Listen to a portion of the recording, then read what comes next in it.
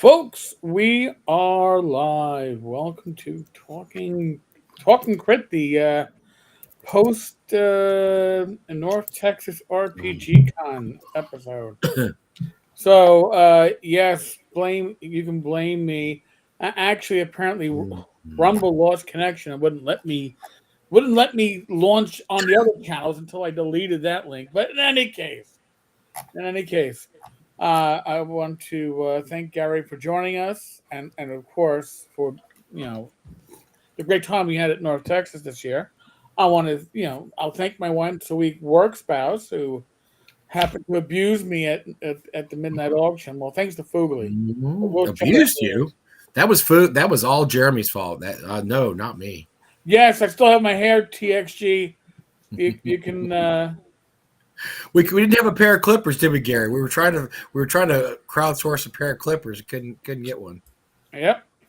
And of course, Jim Kitchen, the extraordinaire for doing the auction. Yes, thank you for Yeah, that, Jeremy. fine job. And also, if you want to grow it another year, Eric, we will auction off shaving your head next year. Absolutely. One, if I'll you One buy a man pair every of year. clippers. one if That's Okay. what it takes. I think you got now, that. now you look like the man in the Iron Mask in the movie with Yeah, yeah, because you look at Eric Tinkar and you think Leonardo DiCaprio. my first thought every week. I think I'm on with that's so Leonardo. terrible. Oh God. Yes, yes, Eric's the hunky game version of the RPG industry's version of Leonardo DiCaprio.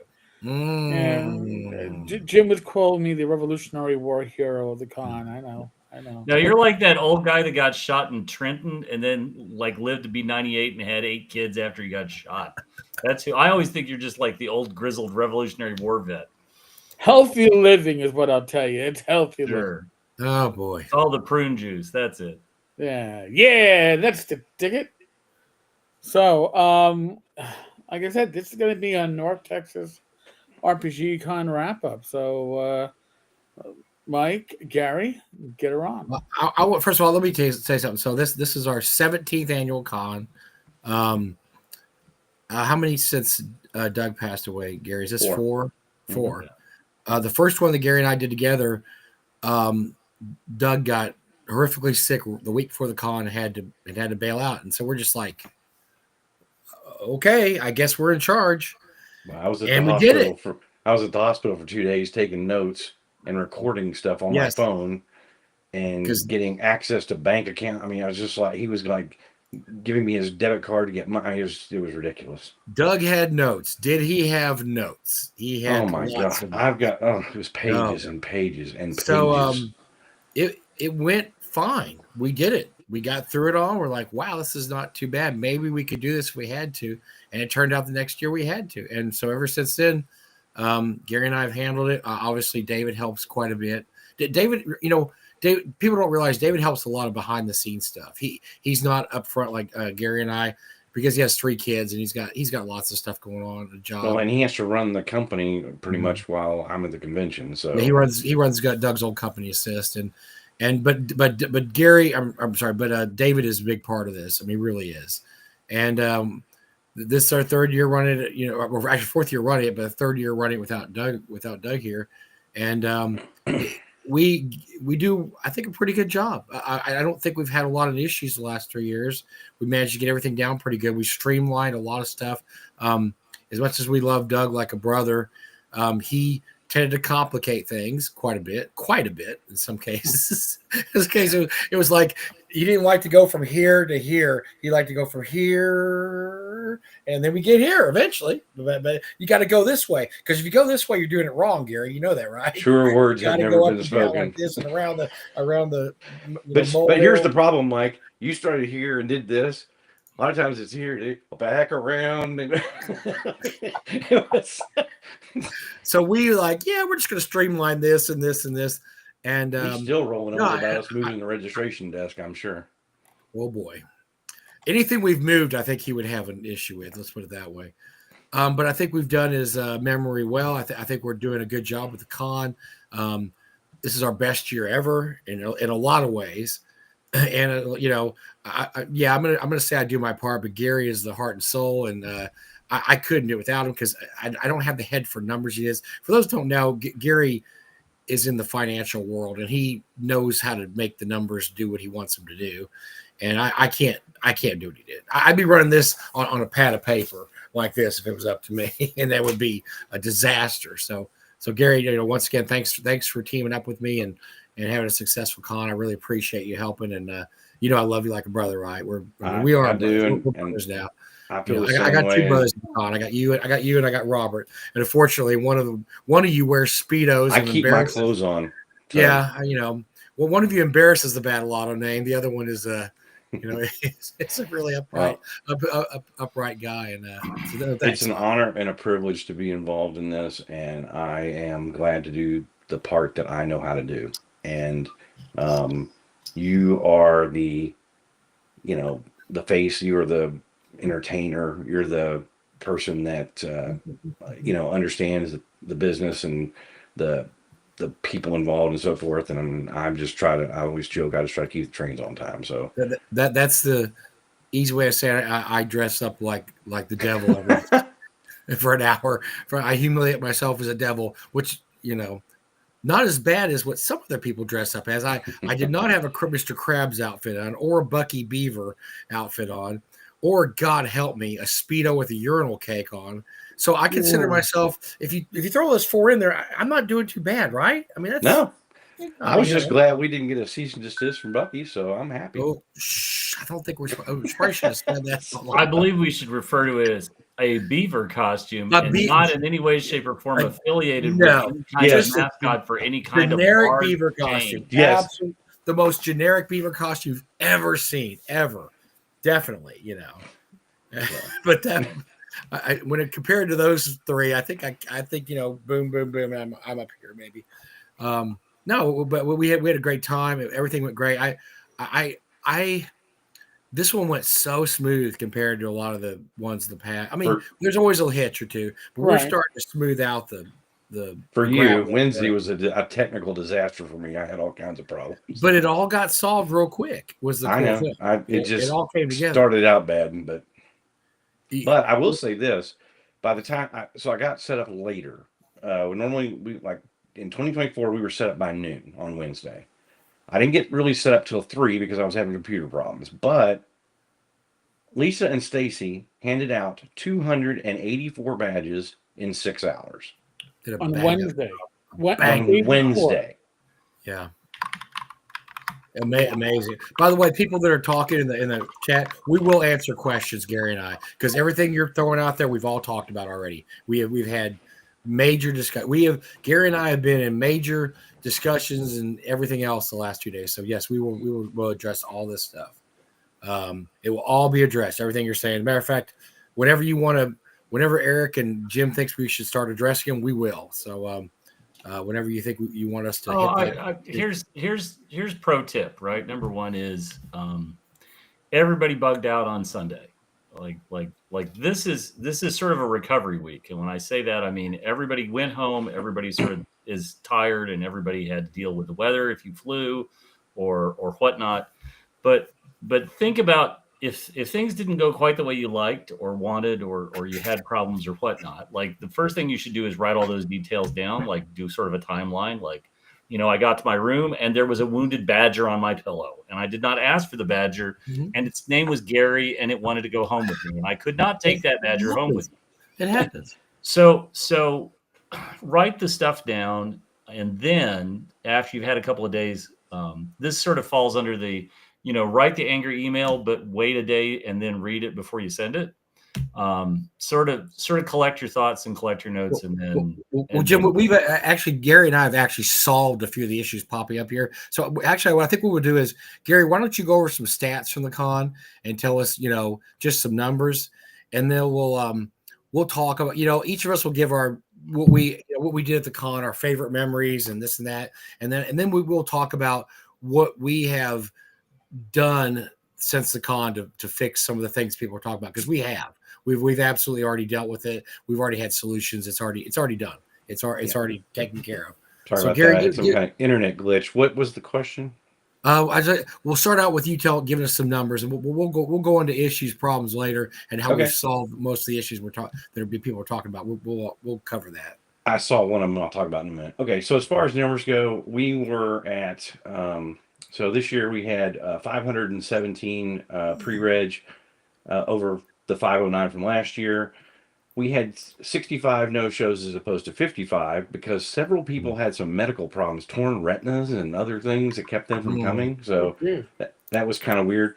And so that we ended up, with a net at 452, which is only 2 less than last year. But last year we had 81 walk-ups. This year we had 92 walk-ups. So we actually ended up 544. So we ended up, about 9 better than last year.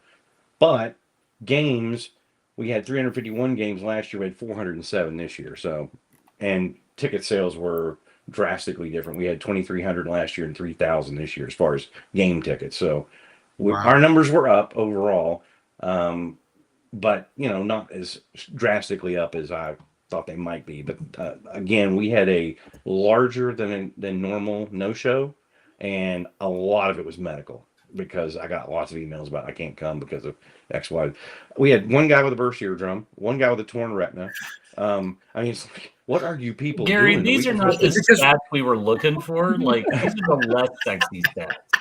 It's because we're all old. I feel like this is turning into personal. I feel like Lionel Hutt's personal injury attorney is going to be like, "Did you attend North Texas or RPG?" I hope somebody. Okay, so here are the stats. Here are the stats that Jim cares about. I received 32 Badger-related items. It started with this mini. I'm going to give you a full screen because. It started with Badger chat. It started with this mini. The Badger's already dead, though. Ooh, I don't like this. No, it's dying. It's wounded. Of course, it's a wounded Badger. A wounded Badger. They're the most dangerous. Yeah. Paul brought that to me, handed it to me, and I looked at him like he was crazy. And he just said, enjoy. I said, thank you, and we moved on. And then I started getting artwork. I would Badger damn broke. Got a Badger sticker. Yeah. I got a Badger. Oh, yeah. Who's your Badger daddy? Yeah, exactly. I got 2 of these. Who's your Badger mommy? Exactly. But by the time I got the 4th item, I started thinking, something's going on here. That's when he's like Hercule Poirot. And this is when I figured out things were going awry, because then Chet Mitten brought me this. Oops. Oh yeah. With a big, huge grin on his face. And I was like, I'm like, okay, something is afoot here. So there's a Badger on the loose. Yeah. So he's like Sherlock Holmes, Hercule Poirot, and Sam Spade all rolled into one. Gary, finally, the clues hit my head at enough of speed. So then I'll start with all the art, and I'll go through it. And this is not in any particular order, but this is just the things that I got. I got this. Okay. Ooh, Angry Badger. Yeah, but look at the belt buckle. That's pretty cool. Nice. I don't need to look in that direction on the Badger. Oh, I'm down there. Yeah. I'm there. I'm all there. I feel like that's Badger Battle Auto. And then I got some more art. Darlene gave me this. This was cool. Oh my gosh, how cool! My God. So that was pretty cool. And then I got some hand-drawn sketches. Oh yeah. You're gonna make enough money on art someday just to retire on that. It keeps better. Then I got computer-generated. You're going to be a big hit in Wisconsin. Oh, so, and then, as an Ohio State alum, this was very disconcerting, by the way. So then I got this, which I thought was pretty cool. Oh, that's the saucy Badger. Yeah, exactly. And then, Jim, that Badger's going to leave the bar with your woman. That's so right. Then here's the other thing. That's the Badger. That's the Badger your wife told you not to worry about. Absolutely. Exactly. Yeah. So then the artists all gave me, I guess, this so I could practice my Badger art. My God, that had to have been brought over from Scotland. My God. Curiosities about Badgers. Right. Yeah. So then, evidently, I got enough art. So then people decided I needed a game that involved Badgers. I don't know how to tell you this, Gary, but burros and badgers is a euphemism, but I'm not going to explain it. I understand. So nice. Then I got a bunch of these. So I got some duplicates, but that's okay. Oh no. I got 2 of these. Whoops, there we go. 2 of these. Thank God one of them isn't wearing a Speedo. Exactly. Then I got 2 of these. No. Oh, well, those are adorable. Okay, that's kind of cool. And then I got this dude is kind of scary. He's got like leather feet and stuff. I mean, he's pretty intense. Anyway, he's the alpha. Then I got Christmas ornament hangers, things like. Yes, because your holiday season would not be complete without your tree festooned with that. Yeah, you got to put that in a tree. So there's that. And then I got guys, do we have the heart to tell him that those aren't Christmas decorations, but those are nipple clamps? Oh, yeah, I thought he figured it out himself, but I got a hard plastic badger. Of course you did. And then I got this was kind of disturbing. I'm not sure what this is for. This is what's disturbing? But this is disturbing.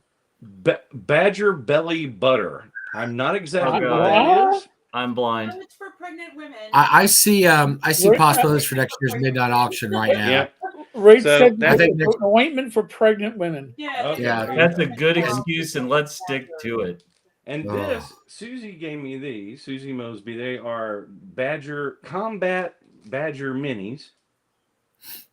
So perhaps because people don't understand, maybe you should explain why it turned into a waterfall of badger products. Oh, that's nice. The needle. Look at that. Nice. Nice. Badger is adorable. Yeah. It's certainly better than latch hook rug badger because there was not enough time to make one. No. So let me tell you what started that. I made a post. Oh wait, one and the final item. I'm sorry, there's 2 more items. This is a badger mini of some sort. Okay. Sure. And then this was from the instigator. So the instigator of all this was one James Shields. Oh, yeah, I know we figured it out. So what he sent me was this. These are BattleTech Badger troop transport. Cry for help. Okay. and along with the combat cards that go with them. Of course. Okay. So why were you badgered so much? So right? I was badgered because what is the origin of this? I made a post during the convention setup time. I made posts periodically giving updates on how many people were registered, especially as we got close to 500, because I didn't want people to get left out if they wanted to get in. One of my posts was 480 badgers sold. And so many games listed. I don't remember, whatever. I assume that was supposed to be badges, and it was supposed to be badges. It was badgers. Now, I posted it. I read back through later. I was like, "Oh, wait a minute, that's wrong." And within 2 or 3 minutes, I had fixed it. And yet, some things are immortal on the internet. It's the internet. Yeah, it's 2 or 3 minutes for this group to find something, grab it, and crucify you with it. I believe what I'm hearing is the alpha predators saw you bare your throat in weakness, and they moved quickly. Yes. And so James, I've come to find out, then J.E. Shields, it started an incredible clandestine behind-the-scenes email and posting campaign to get people to bring badger and or badger-related items to the convention. By the way, some of these items showed up at my home because, for example, Steve Marsh couldn't make it, so he just mailed it to me. So, anyway, yeah, that's why that's that. Now, I want you to know, I was kept completely out of the loop because I think James possibly correctly assumed that I would tell Gary, which I don't think I would have. I think I would have let it roll. But that is what a mastermind, that quiet, unassuming mountain man that nobody would have suspected this crime. That's what a mask party is. He didn't even tell me. Yeah, Jen says, yes, there was a secret Badger club. Yes, Gary was blaming me. And I'm like, Gary, I swear. Oh, yeah. Wink, wink. I said, I have no clue where the Badgers are coming from. So I was sure he was full of crap. My hats off to James. My hats off. James planned this, perfectly planned this. Leaving Big Mouth me out of the equation was a great idea because you never know. Well, Gary gets me drunk periodically and pumps me for information. So you never know. You never know what I might spill out. James was the least. I would have never suspected James. So that Gary, that was an amazing campaign by James to do that. It was hilarious as it was happening. I was embarrassed that it took me 4 items to get to figure out what was going on. Yeah, it was just piling up on the desk. More and more Badgers everywhere. Oh, it was great, and the man. confusion, he's like, I don't understand. I have a secret Badger club. I like that. The first rule of Badger Club is you don't talk about Badger Club. No, I was never invited. I was not invited to the Badger Club. I was clueless. So. Satan will take his revenge, by the way, for not being invited to Badger Club. You wait till next year. Satan will have his revenge. Everybody that was in Badger Club, you're all going to suffer and pay. Badger Club. Badger. Secret Badger Club. Secret Badger Club. Secret Badger Club. So without getting into, let's all get into actual numbers. We did good at the con, right? I mean, the con did okay, and we'll have a con next year. The con we will have a con next year. Yep. And if you want me to, I will go ahead and make my announcement. Uh-oh. Here we go. I don't even know it. I'm holding my underwears. I'm not so. As of right now, I'll just go ahead and do it right now. Oh my God, he's looking at the calendar. He's making it official. I just clicked to open badge sales for 2026. Uh-oh. No way. I just did it. Whoa. So do you want me to send you a link or something? Yes, please. Okay, that was funny when I thought about it. It wasn't funny when I did it. Yes. Badge sales for 2026 are now open. And let's explain something. Gary, so 3 years ago, we used to sell it about May 1st. 2 years ago, when did we sell out, Gary? Not this year, but last year. April 1st. April 1st. When did we sell out this year? February 4th. I would get my tickets, folks. Yep. I would get my tickets because we had a record amount of people chiming in February, March, April, and May. Hey, man, I'm trying to get on tabletop events to get my ticket. I can't get in. No tickets. You had to walk up only. Sorry, man.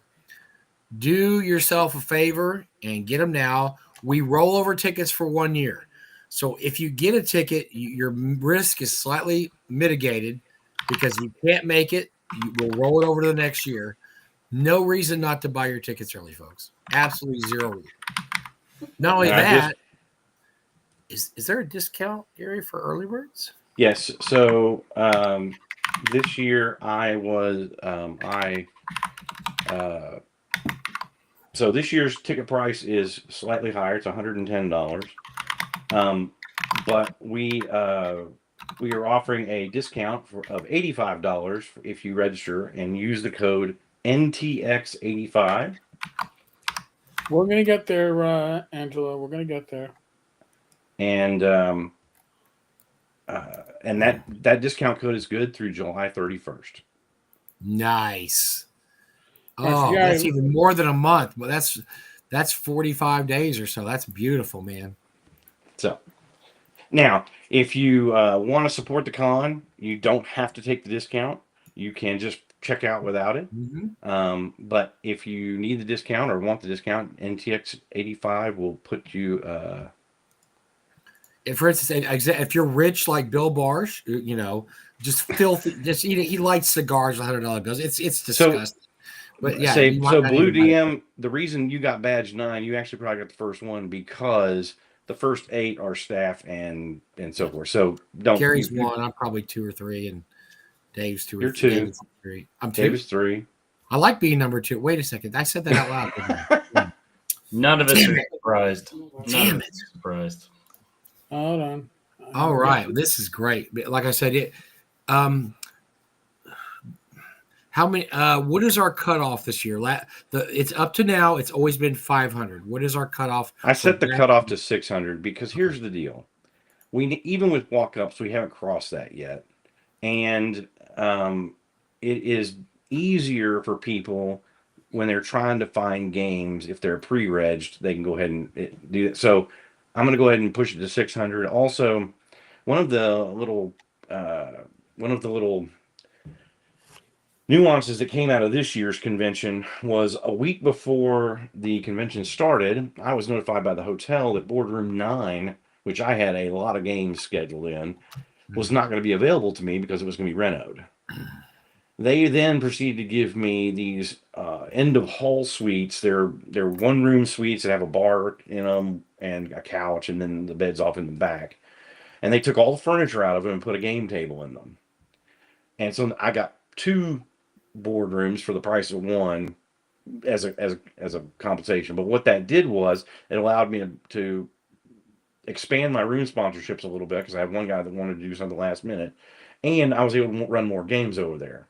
So the impact of the main gaming space is unimpacted, but we still could list more games, and you know, at 550 people, it still didn't look it was not overly crammed.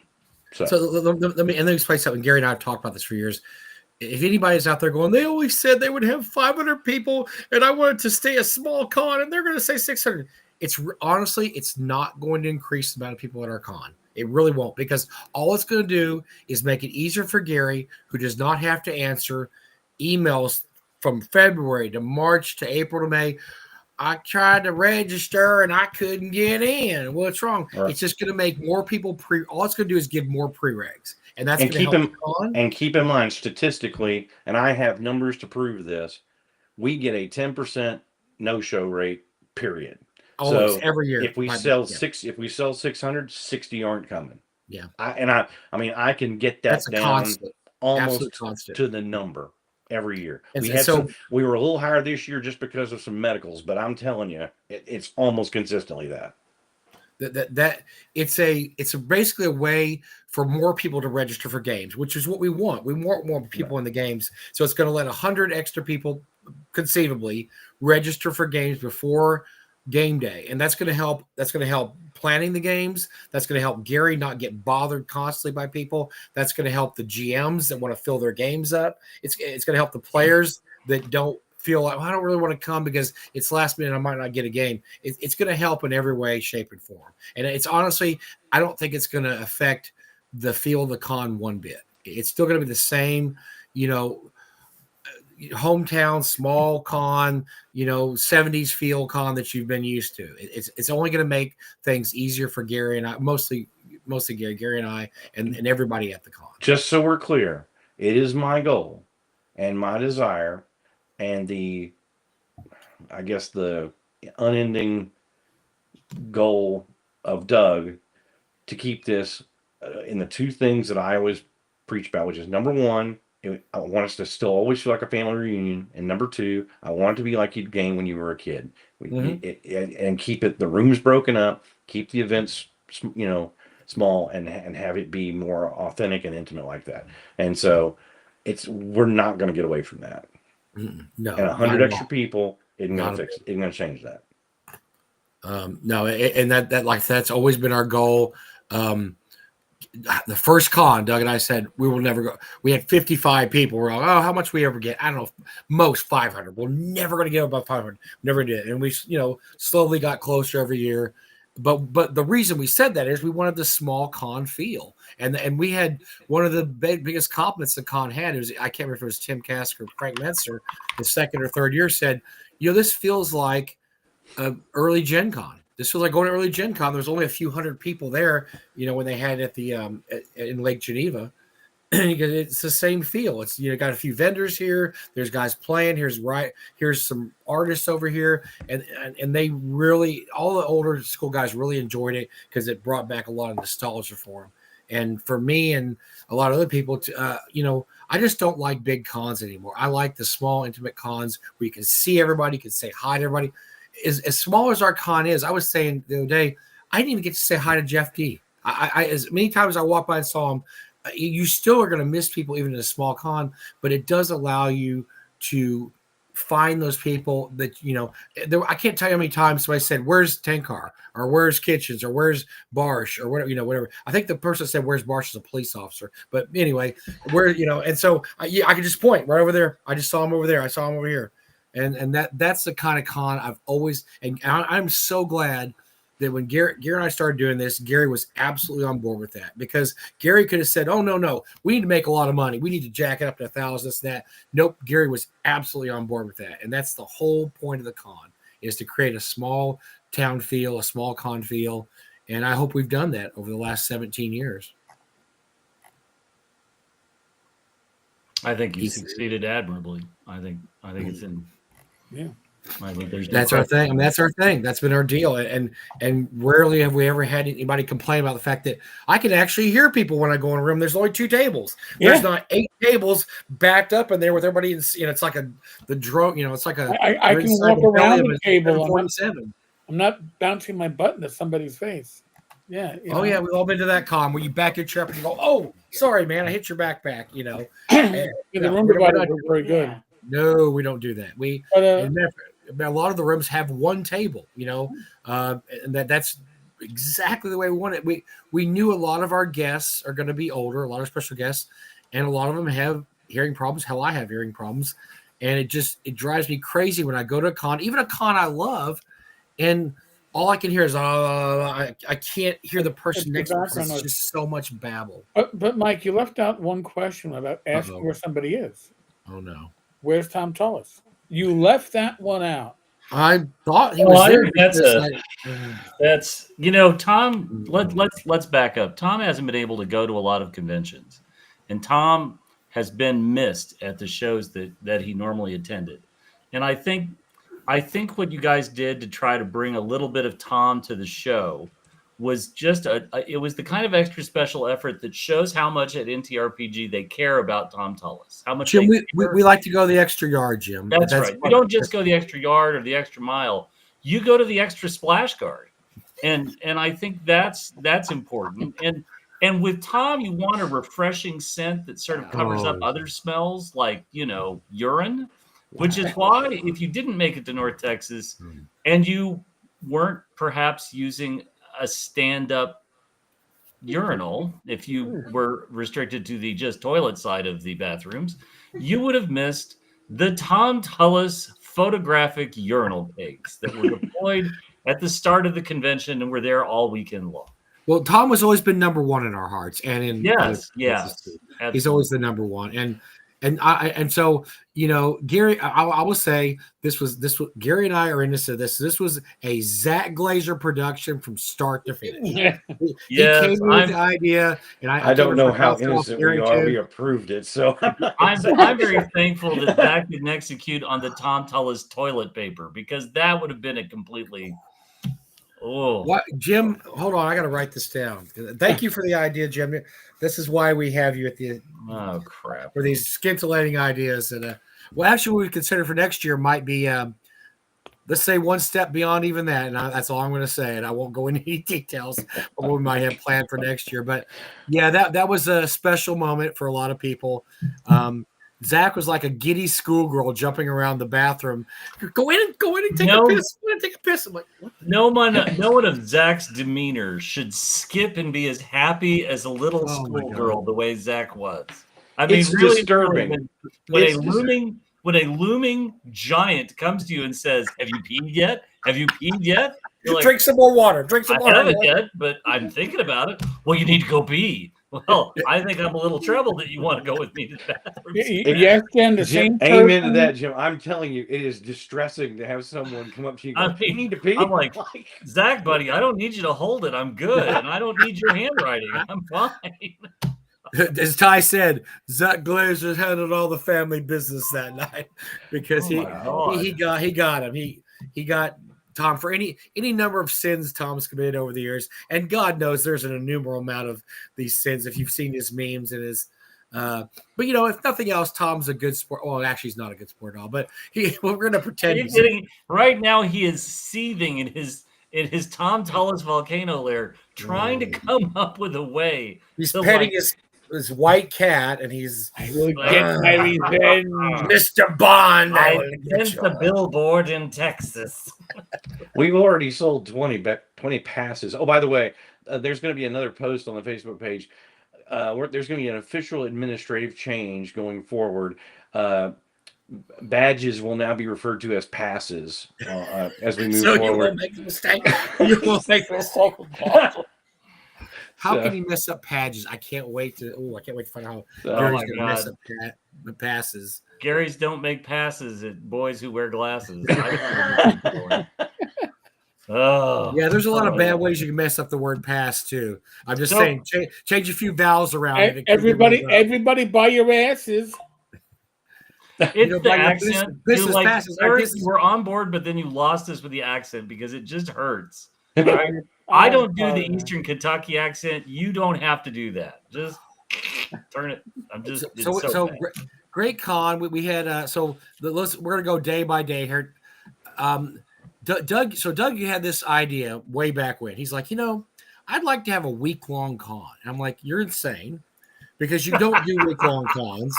He goes, no, I want to have. I was like, no, you just don't do it, Doug. You can't do it. However, this is the first year we have people showing up Tuesday night to game Tuesday night. Now, if anybody knows Gary Con, people show up like Sunday and Saturday the week before, and they start gaming. I think we're going to hit that critical mass pretty soon because we had people showing up Tuesday that we actually gaming not Tuesday. Just some. We had 31 room nights for Tuesday night. Crazy, really? Crazy. Yes.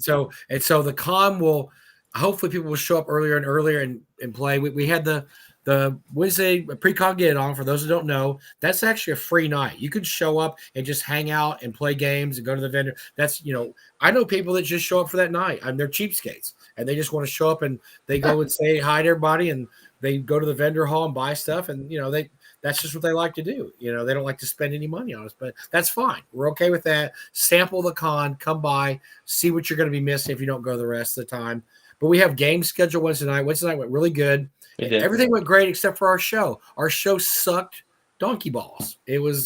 We had issues, okay? We had major issues. Don't blame Eric. Don't blame Gary. I mean, it just happened, okay? We couldn't get a connection. Our show was 30 minutes late starting. Yep. Then it went 45 minutes. Then it inexplicably just cut off as everything went dead, as the internet just crashed. I lost my seat to James Raggy. I just, I'm beginning to think more and more that the notion of us doing the show on Wednesday night is just rife with disaster, and we should abandon the idea. We've never had a problem. That's the only year we've had a problem. All right. There's a fix, and the fix is we're going to do it in the lecture hall, in the auditorium. Great connection, and we will make it a pre-con event. Invite a live audience and do some audience participation. We need to do a question and answer for the entire panel. I think we open it up and have everybody show up with questions to ask, and we just do like an entire run. We can have people coming in and so on and so forth. But Eric and I tested, and actually the internet connections in the auditorium or the lecture hall are incredible. No God, we lost Gary. No problem connecting. Here, we got him back. No problem connecting. So we're going to move it to the lecture hall, which is actually cool because we can actually pretend like we're professionals. We can sit up front, and people can sit in the stands and do whatever, kibitz with us or whatever. We can set the PA up in there too. Listen, the audio from the whiskey tasting surprised the hell out of me. It came out much clearer than I expected. No Peppermint Pixie. It wasn't almost as bad as the Tom Wom show. No, nothing was as bad as that. You make a funny joke there, Jim. I appreciate your hilarious joke, but nothing was as bad as the Tom Wom show. So no, we love you, Jim. I'm just kidding. That was a memorable show that I hope we can forget. But no, it was bad though, and it was a lot of it was the connection. I think we were just set up in really bad areas because. Before this, Eric, we always did it kind of towards the front of where, because we did that room. Remember the other room, the side room that was to the side. And so we always got really good connections. We were up close. And that was our downfall this time, was trying to get it all the way in the back to start with, no connection. We had to move it all the way. I mean, it was a comedy of errors. Yep. But next year in the lecture hall, we're going to have the live Wednesday night Talking Grit show, and it should work boffo. It should be amazing. Well, and I can also provide 5G backup with my hotspot. Oh, your hotspot was awesome. Yeah, thank you. So everybody loved Gary's hotspot. Ooh. Can I put your hotspot? Can I put your hotspot? Lisa's been known to share Gary's hotspot. Oh, I don't mind Gary's hotspot at all. I mean, I think it. Well, I mean, it's roomy and comfortable. It's got a lot of bandwidth. I mean, there's a lot going on. Absolutely, roomy and comfortable. Huh? Once you knock the Badgers out of the way, it's clear sailing. So we had that was Wednesday. Thursday, everything went great. I mean, Thursday, Friday, everything went great. Saturday, we had a couple issues that Gary and I will talk about, because as efficient as Gary and I are, they have already been dealt with for next year, because we don't like people not having a good time. We get bothered by the same things you get bothered by. The food trucks went great. However, we had a few no-shows. And so Gary's worked that out too. Gary, we have a solution for that next year. I'm going to turn this over to Gary now. We had the food trucks were great. The food trucks we had, awesome. People loved the food trucks. We probably didn't have enough. We're just getting spoiled. As this goes on, we're getting more and more spoiled, because I'm like walking up there going, "Where's the food truck? I need my food truck." And so we had a couple of initially, when I first was reaching out to these people back in January, some of the people that we had some new food trucks we were going to try to get brought on. They said they would be doing it, but by May, a couple of them had already flaked. And so, anyway, I went with the food trucks I've used in the past. Gina is always a big hit, and it worked out great. But the taco truck was supposed to stay till midnight, but on one of the days, and then on Saturday too. But on Thursday, when they were supposed to stay till midnight, they left at 4:00 to go get more food and didn't come back till 6:30. And I'm like, "What are?" And he froze. Oh my God, Gary's fury! He's disconnected himself. So yeah, so I had this back and forth with the owner. They got it, they showed up, but they showed up late, so they missed a big chunk of sales out of that deal. But and then of course, as always, the hotel food is slow. Now, I've got some solutions for next year that are going to be interesting, and I'm going to post about this because there's going to be some crowdsourcing involved in this. But one of the things we're going to do is I'm going to have four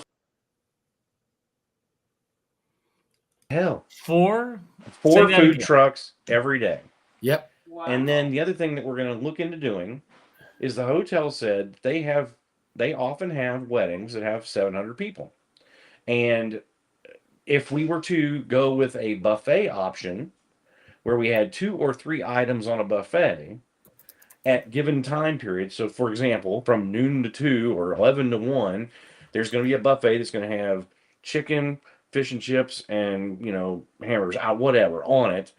People could go through, fix a to-go plate or fix a plate, and there would be no wait, because you'd just be going through. So I'm going to post some options on that if people have an interest in that. I think it would definitely speed things up, especially on the restaurant side, because their banquet preparation area is separate from the restaurant. The restaurant would still be available, but they would just provide these pre-done options. It cuts the middleman out of the restaurant. We're just going to go straight to getting the food there. Yeah. And so anyway, I'm going to post about that, and we'll discuss it, but that might be one way to speed up food delivery. The other thing that I think will make food delivery a little easier too is, in the past, we have allowed games to run whenever they want.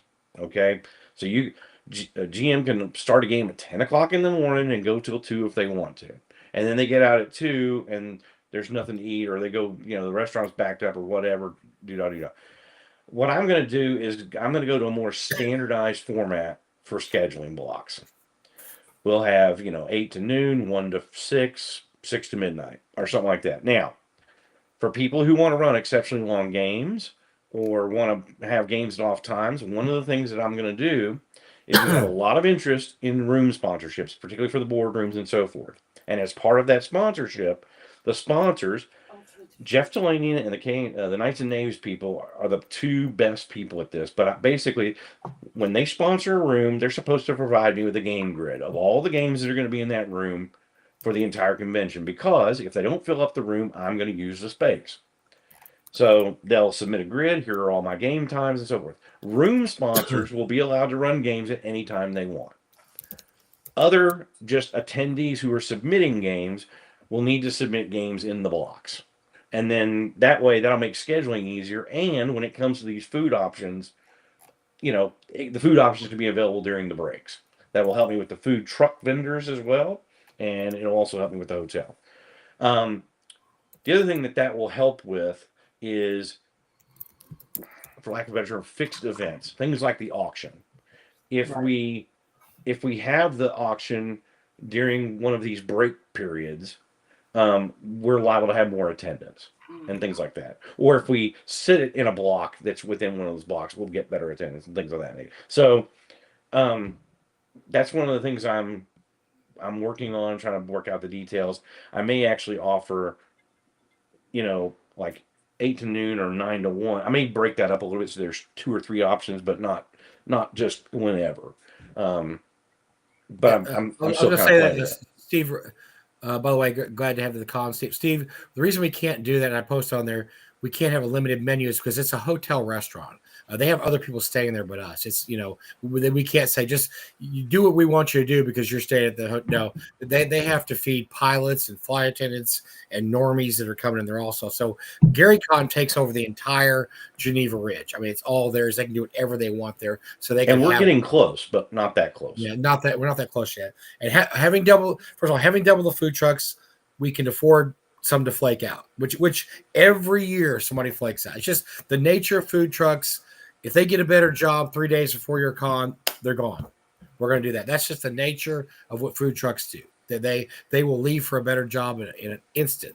Except for the barbecue guy did so good that he reached out to me last year. And Gina, she falls all over herself. Yeah, she loves coming. I mean, she's an absolute rock. And her food, honestly, it's the best food in the food. I mean, I go there more than any other food truck. But yeah, food. That's the breakfast truck, right? Yeah. Food truck. Yes. Yeah. They do a great job. So we're coming up. The hotel restaurant. They're always going to have issues because it's just not set up for a lot of people at certain really busy times. They can't handle that much traffic. Gary in the past, and the hotel said, well, even in a restaurant, when at lunch, when it gets busy, it slows down. I'm like, you're right. But if you go to Saltgrass Steakhouse after church on Sunday, it may go from 30 minutes to 45 minutes, but there's also 3 times the help in that place on Sunday after church. And they're just not willing. They're apparently just not willing to do it. I mean, Gary and I we're done with that. We're like, what? If you can make it easier, great. I'll work around them. I got more food trucks already that I'm contacting. So absolutely, we'll take care of it. And look, everybody loves the food trucks. Food trucks are great. Well, I mean, I have yet to have one. The other side I was saying about the taco truck. I forgot. Remember they ran out of tacos. Oh yeah, that was yes.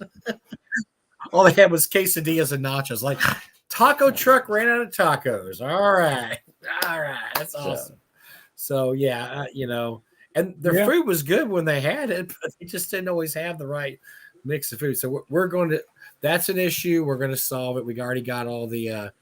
Already got that in the hotel blocks, Bob. Probably won't go up until probably September. Yeah, I'll let you know. I'll post about it when I get a date. But Mike and I will share it here on the channel too. Yeah. Oh yeah, definitely. Yeah, we'll let people know. A couple other issues I want to go over real quick. The concierge. Yep. Gary, you want to address that? Because there was a twofold problem with the concierge space. Number one, and I had a conversation with the hotel about this. Number one, I saw somebody posted earlier. It was $50 a day. It's not $50 a day. It's supposed to be $50 for the weekend. If you paid $50 for the day, per day, I'm so sorry. You need to call the hotel and get that fixed.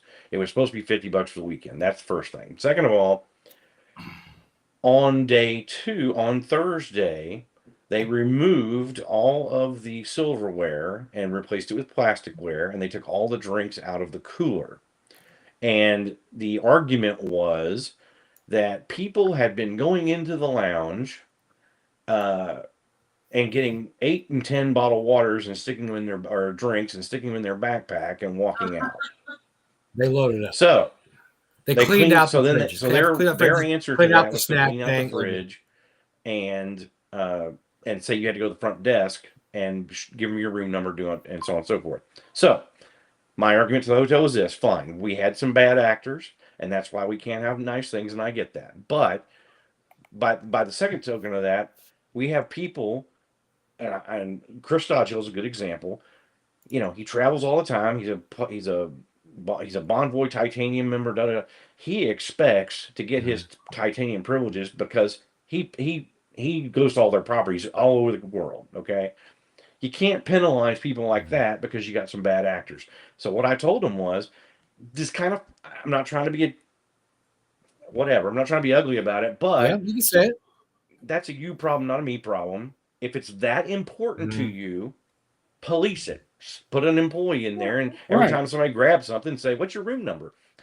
and go from there. I mean, yeah, I'm with Gary on this too. I understand their explanation, but I didn't accept it because I said, you know, a professional hotel knows how. You've had to deal with this before. Certainly, somebody's come in and cleaned the fridge out before, and you've dealt with it. And look, you're not paying. How much are they paying for drinks and snacks? I'm sorry, you know that's a tiny thing on their ledger to be able to fill that fridge. I'm just saying, and TXG, if they were charged, if people will PM me, give me your name, your room number, doo-dah, I will see what I can do to get you refunded. But you know, with them removing the food and drinks, I mean, I guess the other thing is too, you're exactly right. They should have posted a sign saying why. But not only that, if for people that paid for it, now you don't have access. What was the point? Breakfast? I mean, that was all that was left if they removed the snacks. Oh no. Yeah, and I mean, and look, Gary and I were in the same boat because we run by there and grab a drink every once in a while. We grab a snack. We were you know, inconvenienced also. I didn't like it. I didn't like their solution. And I didn't like what they did. I voiced it already. And by the way, they have vowed to fix it. Gary should have gotten everybody's concierge fees for the weekend.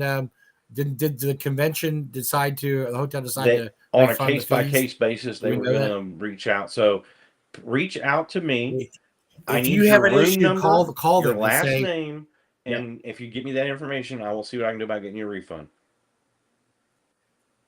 Yep, we will, because that was no, we weren't happy either. We weren't happy with it. Like I said, I didn't. There is no way that's never happened. That has never not happened before. It has to have happened. And if that's their way of dealing with it, that is a crap ass way of dealing with it. It had to have happened. Trust me, I think that was the easiest way for them to deal with it. And I, you know what? That's not what you put on a hotel. Proper. And so No, a hotel is there to serve the people who stay in the hotel, especially the people that pay more for concierge. I spoke my piece. They took it to heart, and they promised it would not happen again. So. Absolutely, yeah. We're dealing with that, and like I said, we weren't happy with it either. So we're right with you on that, guys. Absolutely right with you. The other thing people talked about, Gary, was the parking. Okay, so I had a discussion with them about this. So they are using, it's a new vendor for them, and it's a new process for them. Again, the problem is they have X number of parking spaces at the hotel to handle people staying there. Now, I don't know what their calculus is for working this up, but I'm going to guess. I was in the hotel business, so I'm going to guess. We used to plan that you needed to have at least 60% of the occupancy available in parking, because you're going to have about half the people are going to come in via shuttle, but they're going to be rent cars. And then there's going to be people, in our case, there's going to be convention goers not staying on property that are going to eat up a space. Okay? So they have to have, and then from a police standpoint, as far as theft and, you know, the whole catalytic converter gate from 2 years ago and all that this is supposed to, you know, these plate numbers are being transmitted to the Irving Police Department 3 times a day. Okay, they're getting these, so it's in their computer. They know what cars come and go and whatever. They admitted that there's some bad execution. They did give us a code, and I will say that some of the problem was, because I witnessed it, people saying, "Hey, I'm getting charged for parking." I said, "Did you scan this code?" Well, I scanned the code in the parking lot. Okay, no. Did you scan this code here at the desk? Because we have a special code. Yes. Oh no, I didn't do that. We have our own code. Right. So anyway, long story short, if you were staying at the hotel, and next year same thing. If you're staying at the hotel, when you check in, give them your plate number, and you will not be charged. Period. End of story. You don't even have to use the app. They'll just put it on your gun. By the way, if you were charged, once again, contact them and said, "I stay at the hotel. Here's my room number. Here's what Here's what it is," and they'll fix it. I tell them. Yeah, I had because they'll be able to see that you were on the NTX rate, and so as long as you got your room number and your name and your stay dates, they'll fix it. They've already told me they would. Yeah. So they like us. The Westin likes us. They want us to come back every year. When I left a voicemail, we're filling up the freaking hotel. That I had to have a meeting because there were several issues that might make us consider leaving. I got a call in about, I don't know, less than an hour saying, "Please, let's have a conversation." And I had a phone call, and the manager, the operations manager, the banquet manager, there was like 4 people on their side of the phone. And that's when the thing about the buffet food and all this came up, because they don't want us to leave. And by the way, that's why we have the Dallas Cowboy cheerleaders appearing next year, was because of this. So a couple of things. They said that they would have a couple of things for the list, Gary, is number one, whatever they may say about the restricted number of spaces, back where the swamp was, where there was water over about 7 or 8 spaces, there was plenty of parking back there. I think one of the issues that goes back to 2 years ago to Muffler Gate, or I'm sorry, Catalytic Converter Gate, is the lack of cameras outside. I think, after Catalytic Converter Gate. No, and Jim, you're absolutely right. Catalytic Converter Gate, fact that they installed a bunch of new cameras. So they have the cameras. My issue is, we've been there, what, 6-7 years? I've seen a security guard twice. I don't know where those guys are just hiding. Real quick, the other thing they could do is, if you're in the very back lot, it adjoins the industrial complex, and it adjoins the hotel. I'm sorry, it does not connect with the hotel on the one. It does not. It doesn't adjoin either one. There's connect. Grass between the industrial. It's a 2-foot level change between that and the industrial park. It's an actual. And there's a grade on one side. And then that hotel. With my truck, I just assumed that there's a concrete barrier to that next door hotel. That is an enclosed lot. Those 2 entrances at the front are the only way to get in. It's not saying somebody couldn't drive a giant ass 4-wheel over. They stole it 2:30 in the afternoon. Which they did. Now, it turned out. I told the Reaper guys that they just valet parked it in Lancaster. It was not really stolen, because they did find the truck. So I mean, I love that. By the way, they valet parked it an hour and a half away, but they did, So. Nice. But that happened at 2:15 in the afternoon. But he got it back. By the way, the power of so wait. That's the power of LoJack. So let's start the second hour and begin by talking about some of the amazing stuff that came out. But let's begin with Three Castles. Mm-hmm. Three Castles. Three Castles. What do you want about? I got all Three Castles statistics if you're interested. The winner of Three Castles was Ezra Clavery, who basically. But by the way, has come to past cons. He's a creator in the industry for a long time. He put out a magnum opus, which I can't read. We'll read the full title, Jim. I just call it Virginia Disaster. I wanted to show this. It's a true. Here it is. Yeah, true relations of the Great Virginia Disaster. Great Virginia Disaster, 1633. Being an account, I mean. First of all, let's just take a look at this, right? So this is another one of James Radney's magnum opus. So this is the super deluxe version. He brought 40 to the con. They're the last 40 that he had. It's an enormous box set. It's loaded with maps. It's pricey. It's the regular version, I believe, is $130, and I think the slipcase version is $310. It's or $170. It's $300, but you get the extra maps, and I'll say this, right. This was not on my radar to buy. I was like, whatever, yeah. And then I walked by the booth, and I walked by the booth on Saturday, and I simply, Beautiful.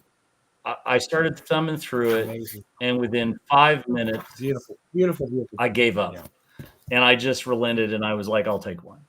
I rarely, it might be the best, Gorgeous artwork. it might be the best RPG product I've seen in a year. The monster book. And it may be the best, it may It's be the best adventure, gigantic adventure I think I've seen in 5 to 10 years. so the judging, we have 5 judges. The judges this year were Dennis Astaire, Alan Hammock, Chris Clark, Jeff Grubb, and Steve Winter. 4 of the 5 voted at first place. That I'll tell you, one of the things that stresses me out every year is the judges usually all over the place. I like this one. One guy will rate one first place, and they race one last, and the other guy reversed it. You're like, oh my god, what are these guys seeing?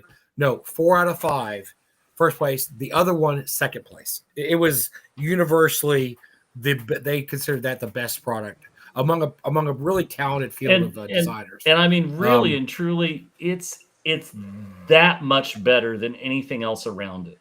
And I've been known. Hold on, let me get the book off the shelf. 1 second. So where is it? Yeah, there we go. I know I've talked about this before. The Staffordshire Trading Company works of John Williams that was published. That's an absolute great. And I've talked about this before that this was the book that when I saw it at Gen Con and I bought it, I now tell everybody, anytime you see James Raggy and the Lamentations table, if you don't have this, you just need to go buy it. Like, don't wait, drop the money, go buy it immediately. And by the way, Raggy's known for Shock Jock. These are not Shock Jock products that Jim and I are talking. This is it's an excellent look. It's okay. It's set in Virginia in 1633 or whatever, but you can use it for any old school game because the ideas within are so interesting and unique and amazing that you can use it really for any settlement you want to use. I'm already thinking about trying to use it and trying to do something around Blackbeard and the coast of the Outer Banks of North Carolina. I think one of the things I love about a great RPG product is when it like starts pressing the buttons and it gets you salivating to do something else and so on. When I heard that it had won the 3 castles, I absolutely completely agreed. It's a home run. It's a 5-star product. If you can afford it, get the bigger Holly Molly Throwdown Super Batmodius box version. I don't think there's any left on the store, so I don't know where you're going to be able to get it off the top.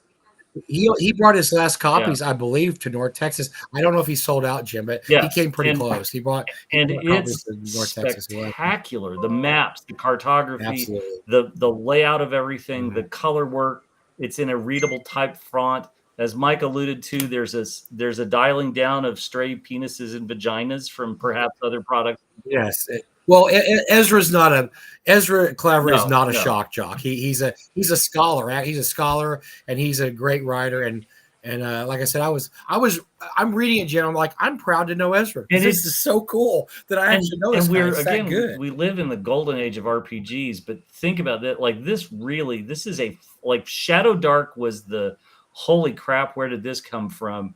This is this year's equally bar-setting product, and if it doesn't win the Ennies award, if it doesn't win the Ennie awards, it's a shame. It's a vile shame because I can't think of an RPG company, big or small, that has put anything out this year that comes even anywhere close to this.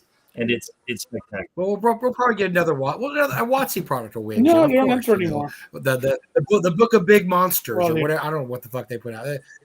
Something stupid will win. So that's the Ennies. But no, it really is good. And look, if you know Jim, he doesn't throw out effusive praise just like pennies at and a fountain. This, and he's right. It's a really. I read it. It was and look. The other entries were written by some excellent designers. Some who've actually won 3 Cast Awards before. But it was that good. As Jim says, it was that good that it just. Like I said, four or five designers had the first place. And let me talk to a few things because I bought some things and I have my stack. I have my stack here. So let me start with I had to get it immediately. Gamma Apocalyptic. Right, yes. So PA1 Infestation. Oh my God, you had me at Gamma World and a limited run module. So I jumped on that. I got Barrow Maze. Crypt of the Barrow Dweller, because Dr. Greg Gillespie hasn't had anything come out in the last 10 years. No. Limited quantities of that available. It's magnificent. Let's check it out. Next up, yes, indeed, Beneath the Unknown. Oh, that guy. He's with lots of frogs and a hapless party of adventurers. Lots of frogs. By the way, I have copies available. Contact me on Facebook. Get your copy. Bill Barsh's Islands of Peril Book 2, which he was on the show talking about.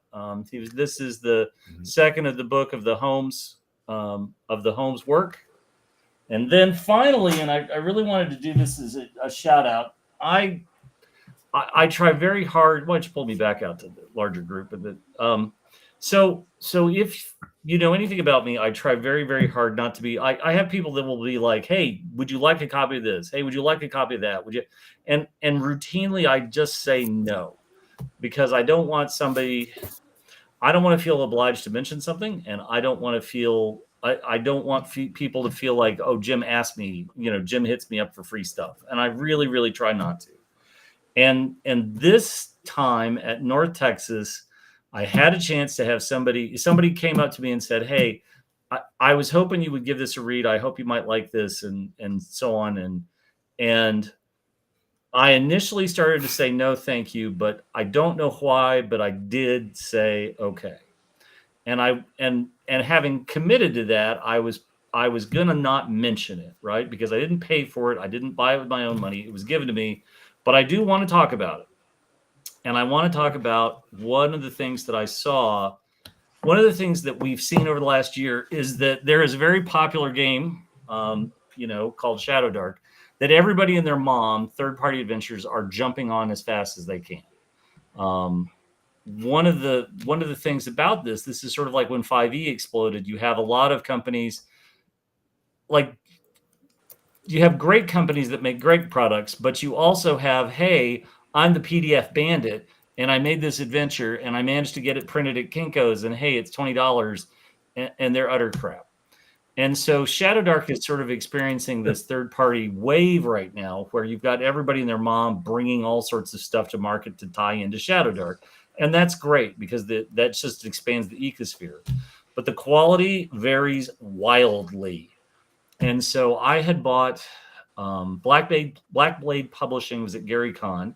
They made some very strategic recommendations about what to buy and what to pass on.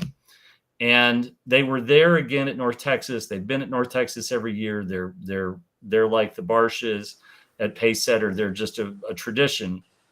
And Gary, you're driving me nuts. What the hell are you doing? What are you doing? I'm not doing it. I don't know what's going on. So all of that's leading up to this, which is when it comes to third-party Shadow Dark supplements, adventures, and so on, you got a lot to choose from. But the really great surprise for me, and it was a gift, but I still think it deserves it, is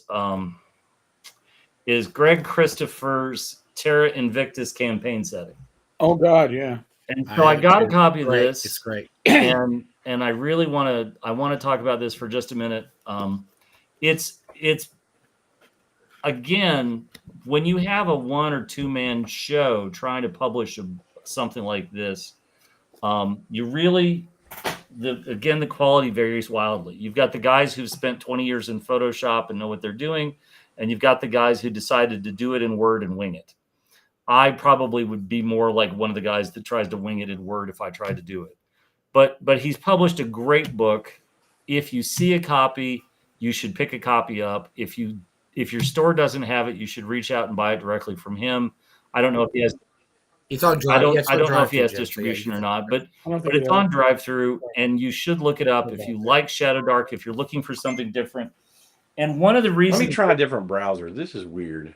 One of the reasons that I got this is one of the reasons he gave me a copy is that we didn't start off having a conversation about his setting or what he's doing or what he's publishing. We actually started off having a conversation about improving random encounters as well as the environment that the players play in. And so we ended up talking about how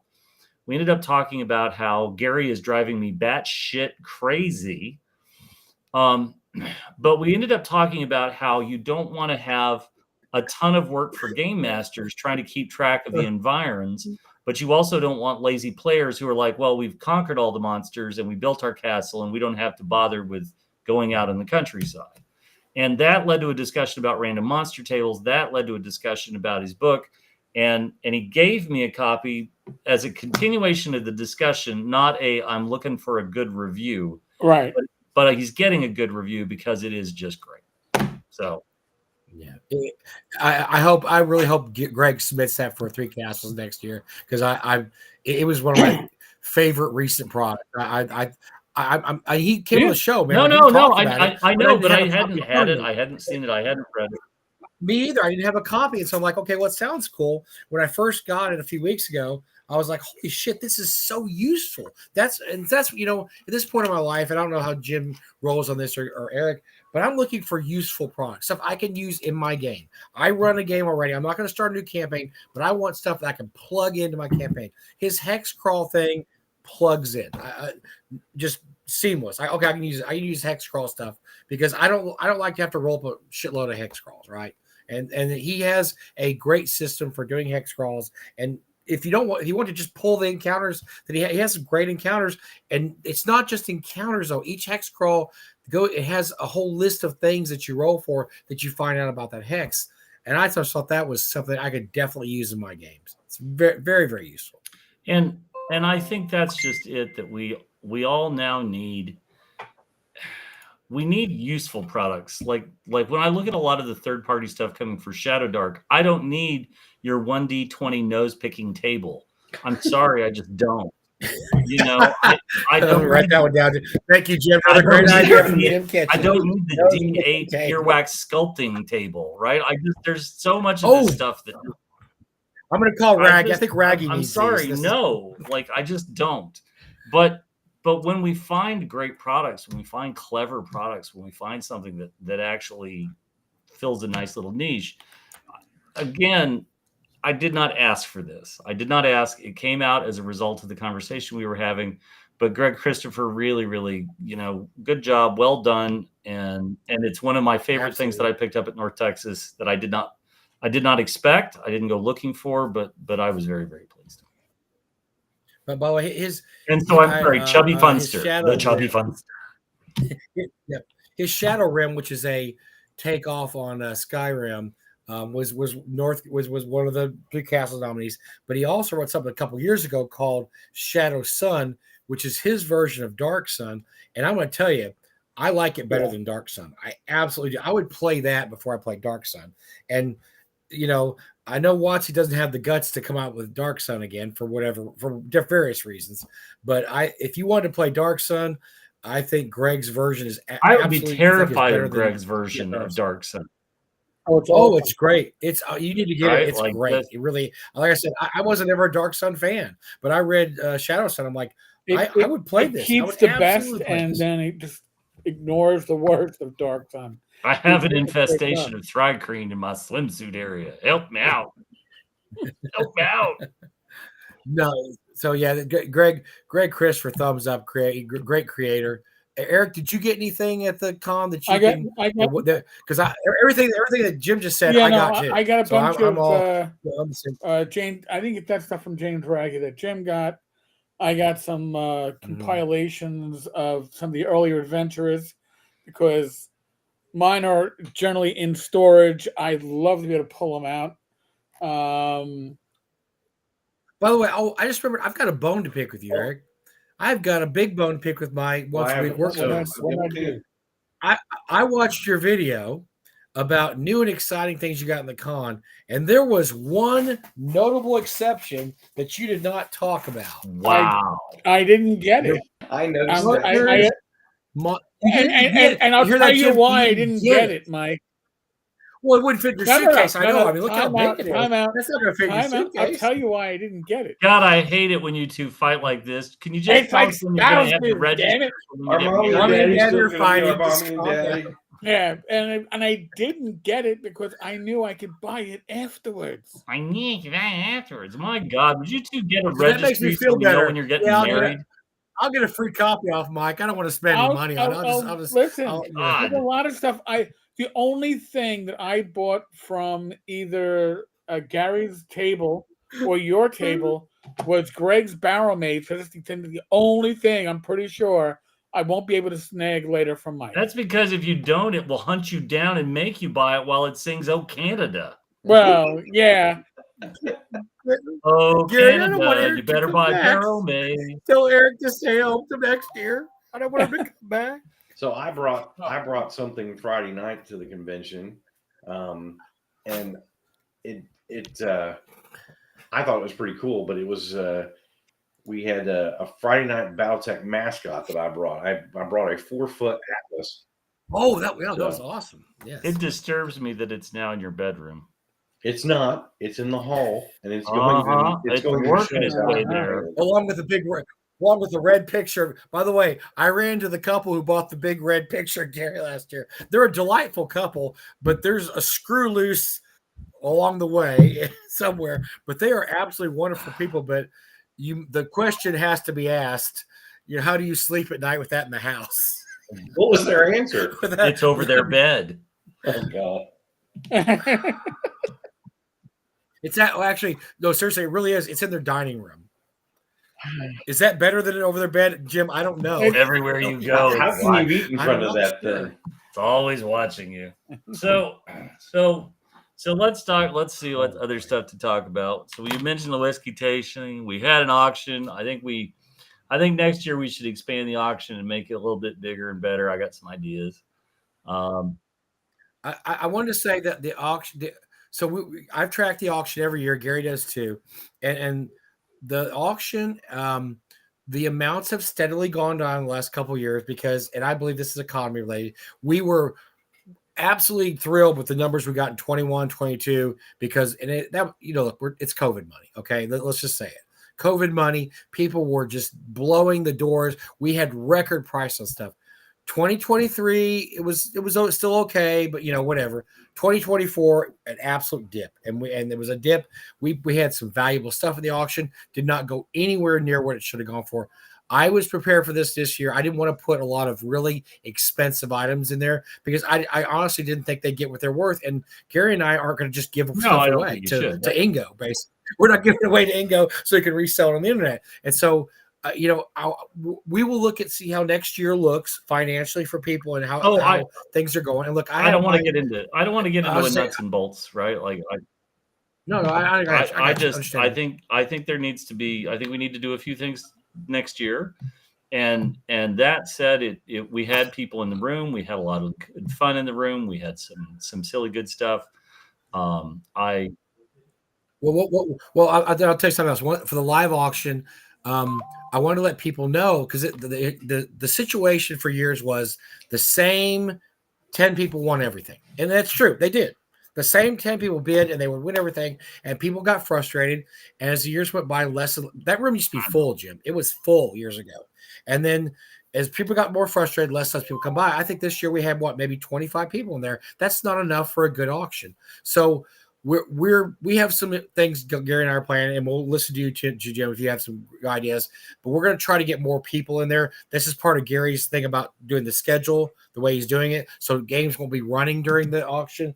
But I think if we get more people in there, they will be surprised at the affordability of a lot of the items in there. And also the people who have those items that Alex Kamer doesn't need another shrink wrapped B1 through 9. God, he donated one. He didn't need it. So a lot of these people that used to buy stuff, they have it and they're not bidding on it anymore. It's really, you can get some really, really good deals at Saturday auction. So we'll be addressing this next year and the years to come. I do want to say this, but Jim did a very good job as always with the auction. Absolutely, amazing job. I think it worked great as it always did. I'm glad I don't have to do that. I go for the anymore. entertainment I like value. doing it. That's my primary reason to be there. Yeah.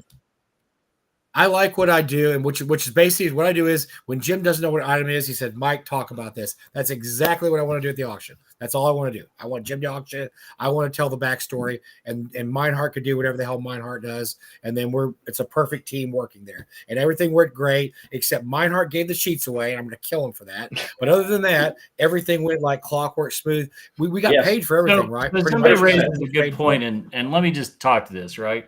I think one of the mistakes we made is we put out a big long list of stuff that was going to be in the auction. Mm. And if you took a look at the big long list, you were like, nah, I don't need to go to the auction. I'm okay with one or two of the big ticket items being previewed before an auction because then people really want to see that go. But the problem is that with an auction, you want to have a reason for people to come and sit through the auction and see what there is and see some of the surprises. And while there was a lot of stuff that came in late, I think I'm not a fan of the big list before an auction because it does exactly that. It takes away the mystery. It takes away some of the surprise. And I'd rather people have a reason to butt in seats and stick around and have a good time. And so that's why, have you thought of having a silent auction? We have a silent auction. And actually, let me speak about silent auction because I want to give kudos, and I'm going to give kudos to Lisa and Stacy because, I also want to give kudos to a lot of people. All the silent auction stuff is donations for the most part, and we had some. Chris Dodgel donated a gigantic collection of paperbacks that I still have to go through half the box. I mean, over 200, and the prices were great. People saw them, they bid on them, but Stacy and Lisa tracked all those MFers down and got all the money for all the silent auction items. I don't think I've ever been able to do that. And we gave them all away. And we didn't have any to take back to the warehouse. And because the girls they'd have this list, and Stacy would ask people at random, "Do you know this person?" Stacy was gonna find you. Have no doubt. They were better than skip. They were skip tracers. They were better than skip tracers. They were tracking people down to the Dog end the of the Bounty Hunter, weren't they? That's right. Stacy's like in your face going, saying, by the way, and you also owe Millie from El Paso $150 for that time she got you out overnight on the. Yes, there's no question. No, so tell Lisa she did a great job, Gary, and of course, I mean Lisa, and by the way, Lisa and Stacey just did a great job overall, absolutely amazing. But them taking that responsibility away from me because I'm doing so much stuff anyway. I like to put the stuff out, but after that, they handled it, and that I was just like, oh my gosh, I don't have to track down people anymore. Plus, do everything that I'm doing. And this was the genesis. This was last year when half our Saturday people skipped, and we didn't get any payment for that shit. We go back and so we said we're not going to have this happen this year. Yeah, we're not going to have this happen. And so this year they tracked. They were the bloodhounds. They were the skip. I mean, they were just finding people. Somebody's like three states away in a public restroom, and they're banging on the door, going, "We want our $20 for those Terry Brooks novels." And they're like, "Oh my God, here it is, here it is." So yeah, they did a great job. And the silent auction did I think it did pretty well this year. We had our good prices year, for what we always consider as like But that's if you ever want to donate something to the convention, normally it probably, unless it's a really nice item like the stuff Kurt Gould donates, it will probably better than even chance it goes in the silent auction, and we really count on that money to help run the con. So if you have, and we take anything, over the years we're taking comics, games, like the paperbacks did really well this year. I mean, if we get $2-3 a paperback, I'm ecstatic for donated paperback. Small, but the thing is, the conglomeration of $30 to $60 sales in the silent auction adds up to a good chunk of money by the time the 3 days is over. So it is. We have 10 items. And we have 10 items that are free to us because of donations. And I just want to say thank you to everyone who gives us a comic book or a book or a module or anything. We are very, very grateful. We use every part of the buffalo. And by the way, somebody mentioned this. We're going to work our way into it. We use every part of the buffalo. The part of the buffalo that nobody wants probably goes to the midnight auction. And the midnight auction, for the 10th year in a row, we made more money at the midnight auction than we did the year before. So I guess do I have it okay to go next year, Gary? Am I all right? You steadily did. You did exactly 15% better than last year. So I'm calling it a win. Wow. All right, we're shooting for 15% next year. That's a steady growth rate. I would call that a win. So we're going to just go with it. And a lot of that, thank you to I do Google 10%. because I'll your be donations happy. were awesome for the midnight auction. And I just want to say this. I feel like the PA system, particularly in the midnight auction, made a big difference. Yes. Oh my God, you've broken your arm, patting yourself on the back for No. I mean, we're doing another lap. It's Gary in the PA system. It's Gary in the PA system. No, the PA system was a long time coming. A long time. Better than a cell phone. Me not having to scream over the PA system we used the last couple of years was borrowed from a childhood friend of mine that has his own band, and it was a microphone and a PA and a cord, and that was the system. Gary, I mean, this PA system, it was like, oh my, it was the outhouse to the penthouse. It was amazing. The head, we had the head mics, we had the lapel mics. I mean, oh my gosh, so professional. It was great having everybody mic'd up, the serving, the Devilettes, Gary, and it's just, it really made a difference in how professional. I mean, because God knows that midnight auction is anything but professional. Louder in there too. So yeah, it is because more people show up. But no, we had a great. Wait, hold on, Bob. You said you missed out on a Witch Mountain, and you're and Psy. Why is there a Psy there? It should be Yahoo. I paid $10 to give back my 2 copies. Come on. Well, you know what? Gary, Eric, you're going to the New York con this week, right? Maybe, you know what? I think they might need a Witch Mountain there. Well, it won't arrive in time, Mike. So don't start. Oh no! But we finally the big news is we managed to deplete our entire 121 copies. 126 copies. By the way, of Witch Mountain. This is the incredible painting that Fugly painted. I mean, seeing it up close, it is even better than it was absolutely awesome. It was incredible. Look at that magnificent figure in the middle. Yeah, I mean, that got big Texas hair. Oh, you were talking about the other guy. And yeah, the guy, the kick-ass thing below. And I don't know what he's doing to Eric Tenkar, but Eric Tenkar has been a bad, my soul has been boy. sold a number of times. Oh yeah, so apparently it's he's even more trouble. But no, Fugly always contributes an incredible piece of art every year. Thanks so much. I think that went for $300. I think it went under where it probably should have gone for because it was absolutely amazing. Oh, I guessed right. And let's not forget Matt Roberts' contributions. Some of them larger than others. Matt Roberts once again did a poster for the con that he donated. He does one every year. Bill Meinhardt. See, that's the great thing. So when you have a junkie, to raise the price. To raise the price of heroin because the junkie's going to pay for the heroin, right? Oh my God. So at this point, he has all the yearly posters that Matt Roberts done, except for one year he let Kim win. But so the junkie comes back every year because he needs his heroin, which is the poster by Matt Roberts.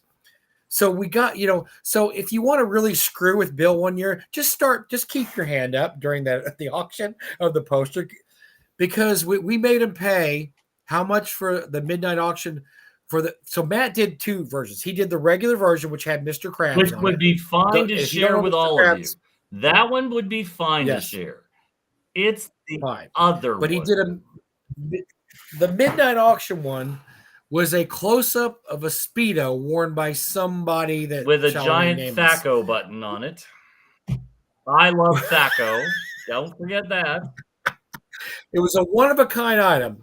And there was nothing better than being on stage dressed like Satan, looking at Bill's face and the emotions that passed through it. It was every one of the emotions. It was fear, anger, acceptance. He had to have it because he has to have it because he's Bill Meinhardt and he's a junkie and he needed every one of those posters. So, Jim, do you remember what he did to somehow assuage his guilt and the way he felt? he Oh hands yeah, his he card essentially to, said to his wife, "Listen, I paid $2,100 for the main poster, and I got this one for free. And by the way, I'm going to hang it over our guest bed so that whoever stays with us has to see Robert's but crotch." no, I would say the best part is he handed the bid card to her, so he could conceivably say, "I didn't buy that thing." That's the motions that were, and he's like, "Here, but," and of course Susan knows him good enough by now that she, okay. And so I was like, Susan's bidding on it. And I'm like, Bill, you coward, you absolute coward, to hand it to her. Now, when did you spice the audience up? Was it before that? Because Jim did a great job of getting the audience in the mood, so to speak, for that. So the bids might have gone higher than you expect. Kim's right. I believe that I am refraining from comment at this time. Jim, I'm going to say that that's what Bill wanted you to think. That Susan was bidding on it. No, I guarantee he's like, I can't. My reputation is such that I cannot bid on this. But of course, he had to win it. He had to win it.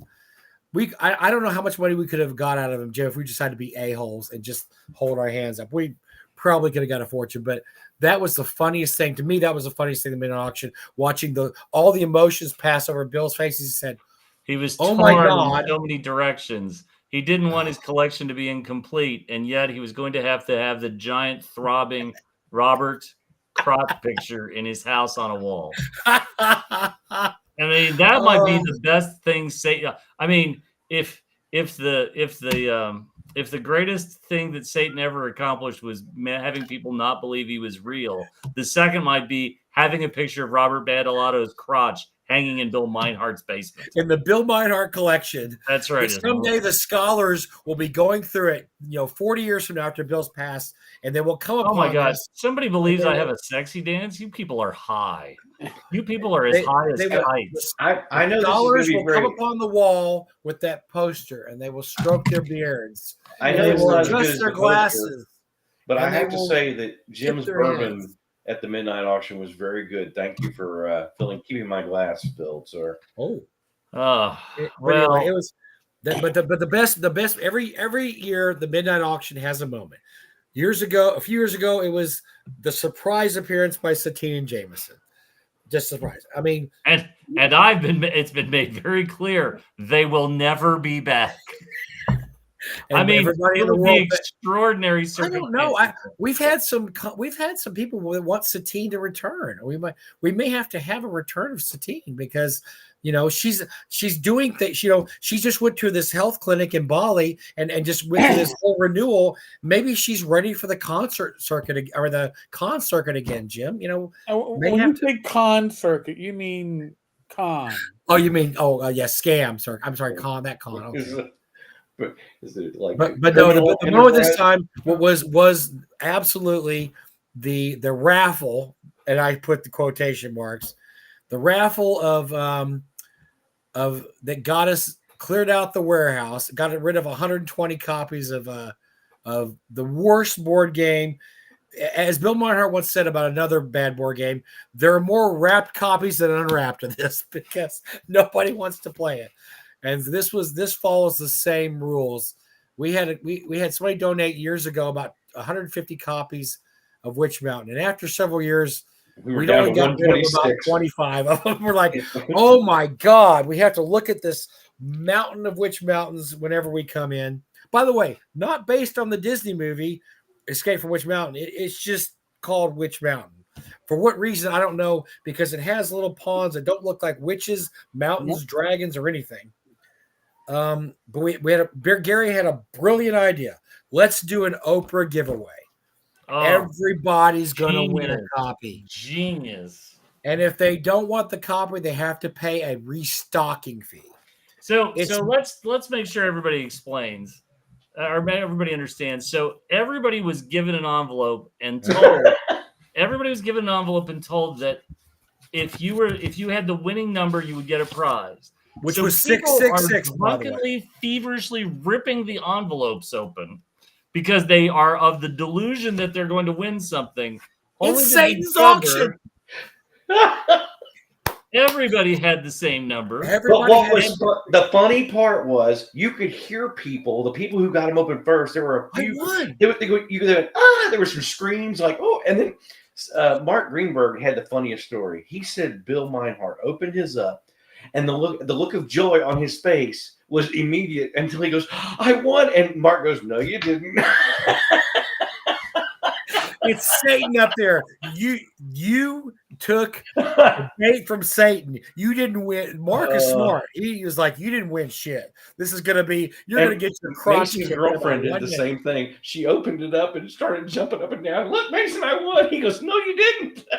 You don't know how this goes. No, you don't know that what happens here. Right? You did not win. No. Even a shot of penicillin isn't going to cure your copy of Witch Mountain. Do not pass go. Do not collect Witch Mountain. Yes. Yes. So if you want to know why I don't have a happy dance or whatever, I don't hate everything you say. I just don't have a happy dance because literally it's moments like that suck the joy out of your life. Right? You're like, hey, I won.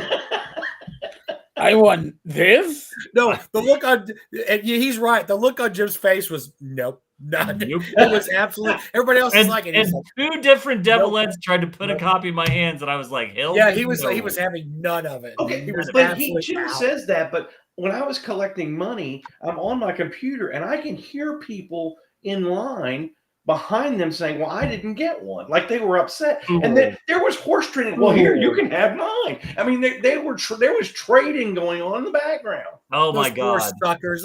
You can tell who drove. Exactly. Like I said before the show, it's like somebody saying, I didn't get any dog poop on my shoe when I walked in. And then there was like, you want to scrape some off mine? Sure. Yeah, okay, here you go. I don't have the incontinence problem. How do I get the incontinence problem? Jesus. And so and really we give them away. And so everybody gets, so the girls come out pushing a trolley. You get a Witch Mountain. Everybody gets a Witch Mountain. And the place just tore up. Everybody took the Witch Mountain. We have a picture out there where everybody's holding up their Witch Mountain. And it's a classic. And look, it was neck and neck with Ty getting a urinal cake with his face on it. I mean, that was also. I mean, I sort of really like the idea. That would have been a classic. I really like the idea that there might be future. Like, I sort of like if there's going to be the 3 Castles Award, I sort of like the 3 Urinals Award of having somebody's face on a urinal cake. Like, Jim, we may be way ahead of you on that. I'm just saying, right? Like the first honoree, we have a disclaimer. We may have not seen the end of Urinal Gate. Urinal Gate may continue, but the 3 Urinals Award. In any regular midnight auction, the Ty getting the journal found of Ty, where it was revealed he's actually an epicure that enjoys Ethiopian food and French cuisine.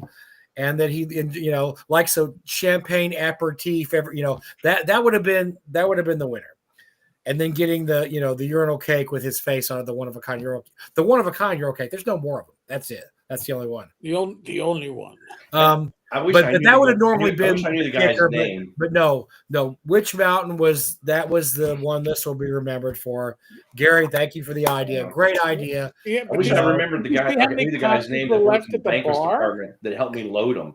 He loaded. Oh, we had to go through all kinds of machinations to get that in there without anybody seeing it. Yeah, Gary ran this like a Mission Impossible mission. Tom Cruise could star in this movie. I mean, it was like absolutely Mission Impossible. So I go around the back. They load them through a roll door, and the guy that was working banquet says, "You want me to load those?" And he filled this luggage cart floor to ceiling with these games. The Mission Impossible music was playing, dun dun dun dun, and he's like going through the back bowels of the hotel to get it there because we didn't want this surprise spoiled by. So we told, who knew? It was I don't know how to tell you this. The surprise was already spoiled.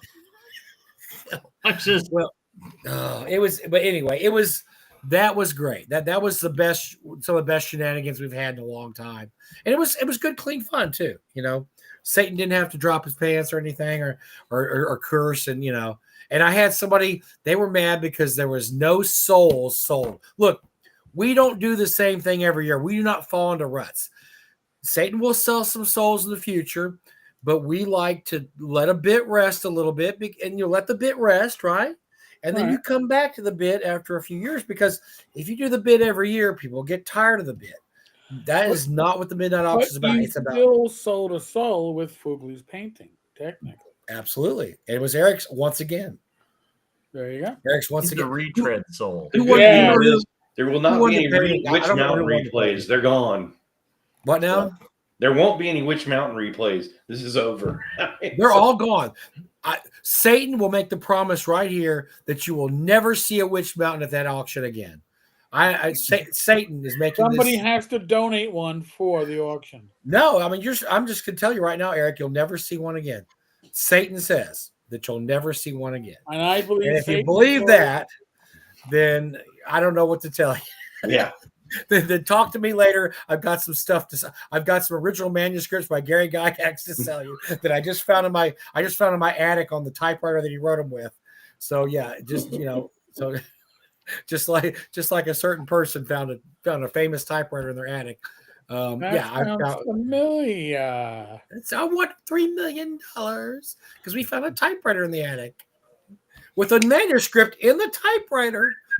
Yeah. So if you believe that, then you're going to believe we'll never see a Witch Mountain again. So no, that was brilliant. That was fun. Witch Mountain is North Texas fruitcake. There you go. The sad thing is, people now are like, "What's this Witch Mountain? I think I want one." You got these like Uber collectors that are frantically on Board Game Geek. Look, by the way, read the description on Board Game Geek if you want to know what you missed, because the Board Game Geek description is absolutely on target with this one. Somebody told me that they could imagine a situation where the marketing director at Disney is going into a board meeting somewhere going, "We're getting a 1.5% increase ding on Witch Mountain. That movie hadn't been out for 40 years. What's going on?" We need to sue somebody, damn it. Oh my God. Copies of Alexander Key's novel on Amazon Kindle are like through the roof now. I want to read the tie-in. I want to read the original. I played the game. That's the best part. It's not even that was actually a good movie. Tell me more of this, Tony and Tia. Oh. Why are they on a mountain? I saw that somebody posted that the best part was James telling everybody how to play. He made his own set of NTRPG rules. Did you see that? The rules are so terrible. He house ruled it the minute he opened the box. There needs to be a drinking game with Witch Mountain, right? There just needs to be the Witch Mountain. Okay, Gary, now the great ideas are coming. After we've had these damn things for 5 years, now come the great ideas from Jim. Like, that's right. There needs to be an NTRPG Witch Mountain drinking game tournament. Oh my God. 23 people hospitalized at local gaming convention. Weird obscure board game blamed. News at 11. We'll have it's just a dice roll game. There's absolutely zero logic or technical knowledge. It's 100% luck. And so you have to roll, and there's a way you could play this game for literally 6 hours, because if you don't roll the right numbers, right time, your little pawn just sits in the spot. I mean, it's the most. Whoever wrote this game had no clue about how to make a board game.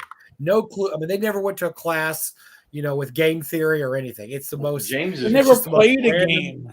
Well, James's comment was that the big mystery was, how do you move? Because he rolled for an hour and a half and never went anywhere. So you have to roll a certain number at a certain time just to get out of the chute. And then that's the best part. If your pawn makes it around, Gary, you've got 3 more pawns that you got to make. I feel like between now and next year, you guys need to find a copy of the 1974 board game Witch and get it.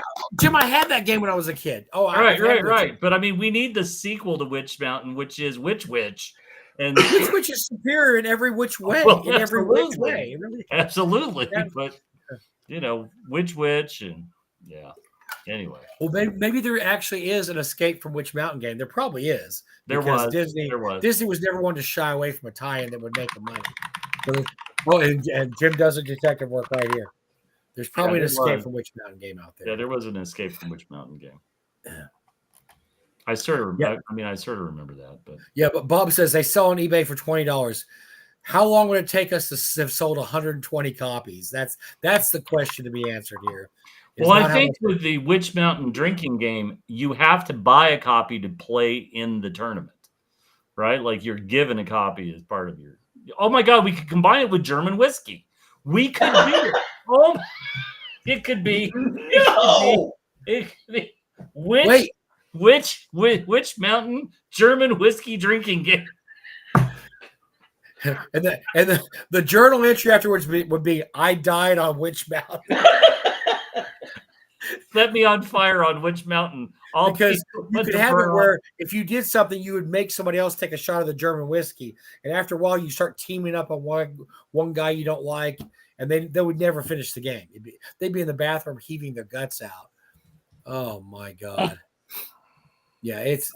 But Bob, I would have had to ship them. You're to put them up for $10 each plus shipping. I would have actually had to look at the cover and put it in a box and ship it. I was not willing to go that far. Oh, so bad. Yeah. Are you trying to kill people? Oh my God. Bob, there's a reason we might ban you from the con next year. These are dangerous ideas you're throwing out, okay? This is dangerous stuff. The pawns could be shot. The pawns aren't even that good. So I don't know if you noticed this or not, and I'm just going to throw this out there because I think we need to find out who they are. But a number of shrink-wrapped copies of Witch Mountain have hit eBay since Sunday. Now, I'm not saying we should find out who these people are and shame them, but I feel like we need to shame some of these people. Because if you took a copy of Witch Mountain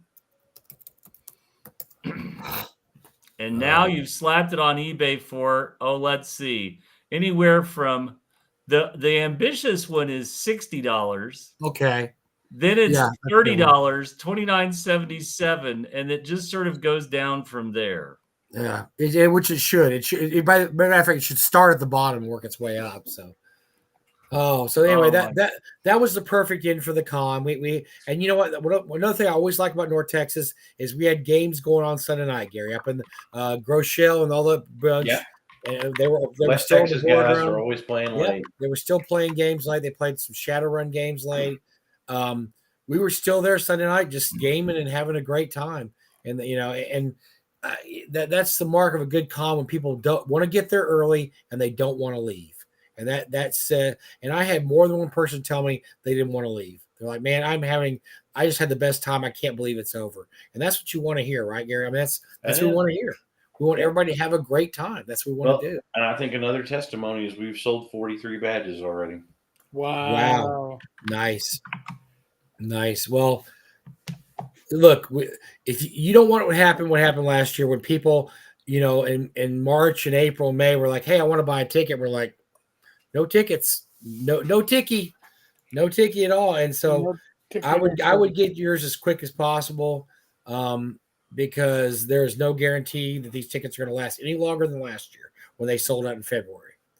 And we're pretty strict about no tickets. I mean, once they're gone, they're gone. You're going to have to walk up, and you're going to walk. What's the walk up rate next year, Gary? Isn't it 30 a day or? Well, it's for the weekend. It's still the 110, and then. But you're not getting a discount at all. Yeah, you're paying 110. Yeah, and then 55 for Thursday, Friday, Saturday, and 30 for Sunday.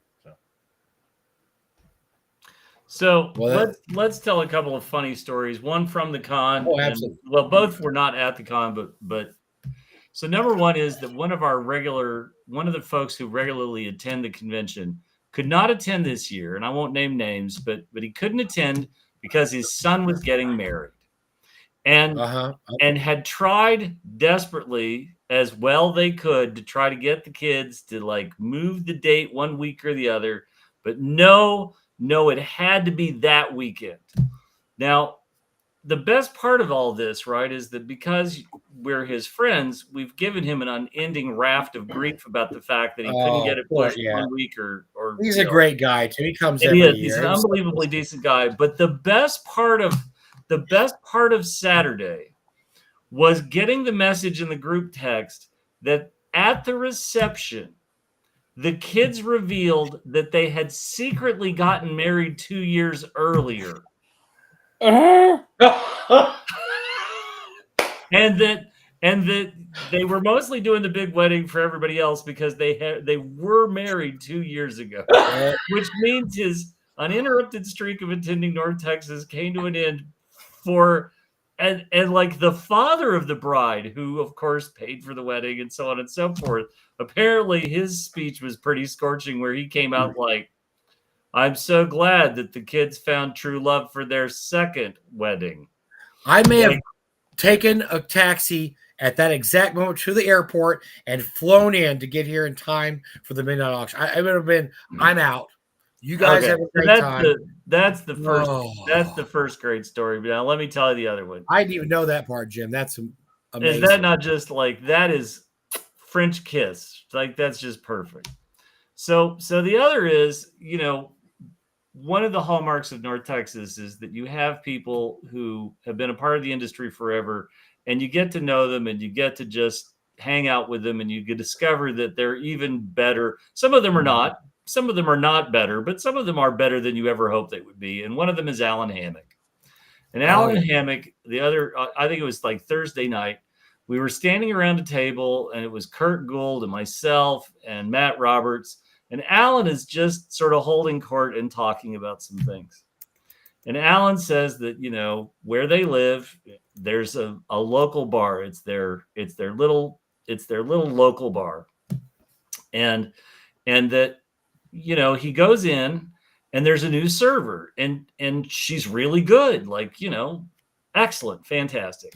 Well, the next time he goes in, how good is she? She remembers his name and what he likes to drink, and she's on top of it. And Alan's like, holy crap. Like, I got to tell the owner, whatever you do, don't let this one go. She's amazing, right? But she walks over with Alan's drink, and she's catching up with him. And she says, so, I know you and your wife are retired, but can you tell me, like, what did you guys used to do?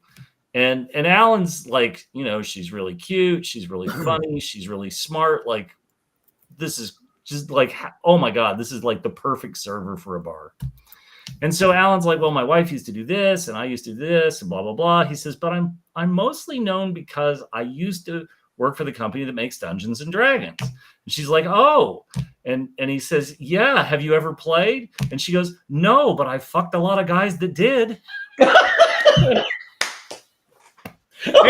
Yeah, like all of us. Oh my God. All of us at the table are like, first of all, congrats to her, because she's the only one that did that. Clearly got a type. Because so if you're lonely in Alabama, you might have a chance. Talk to Alan. I'm going to say that's actually good news for most D&D nerds, because that must have got some kind of charity award or something. But honest to God, I hurt the next day. I was laughing so hard. And today I told that story on a call with some other people. And I said, they were like, oh, well, how was North Texas? And I was like, well, let me tell you about it. And I was like, da da da da da da. I said, but I said, it was good. Da da da. I said, but I got a story. And they're like, oh, okay. I told the story. And when I got to the end, like, everybody on the call explodes laughing. And then one of the women on the call goes, I did not see that coming.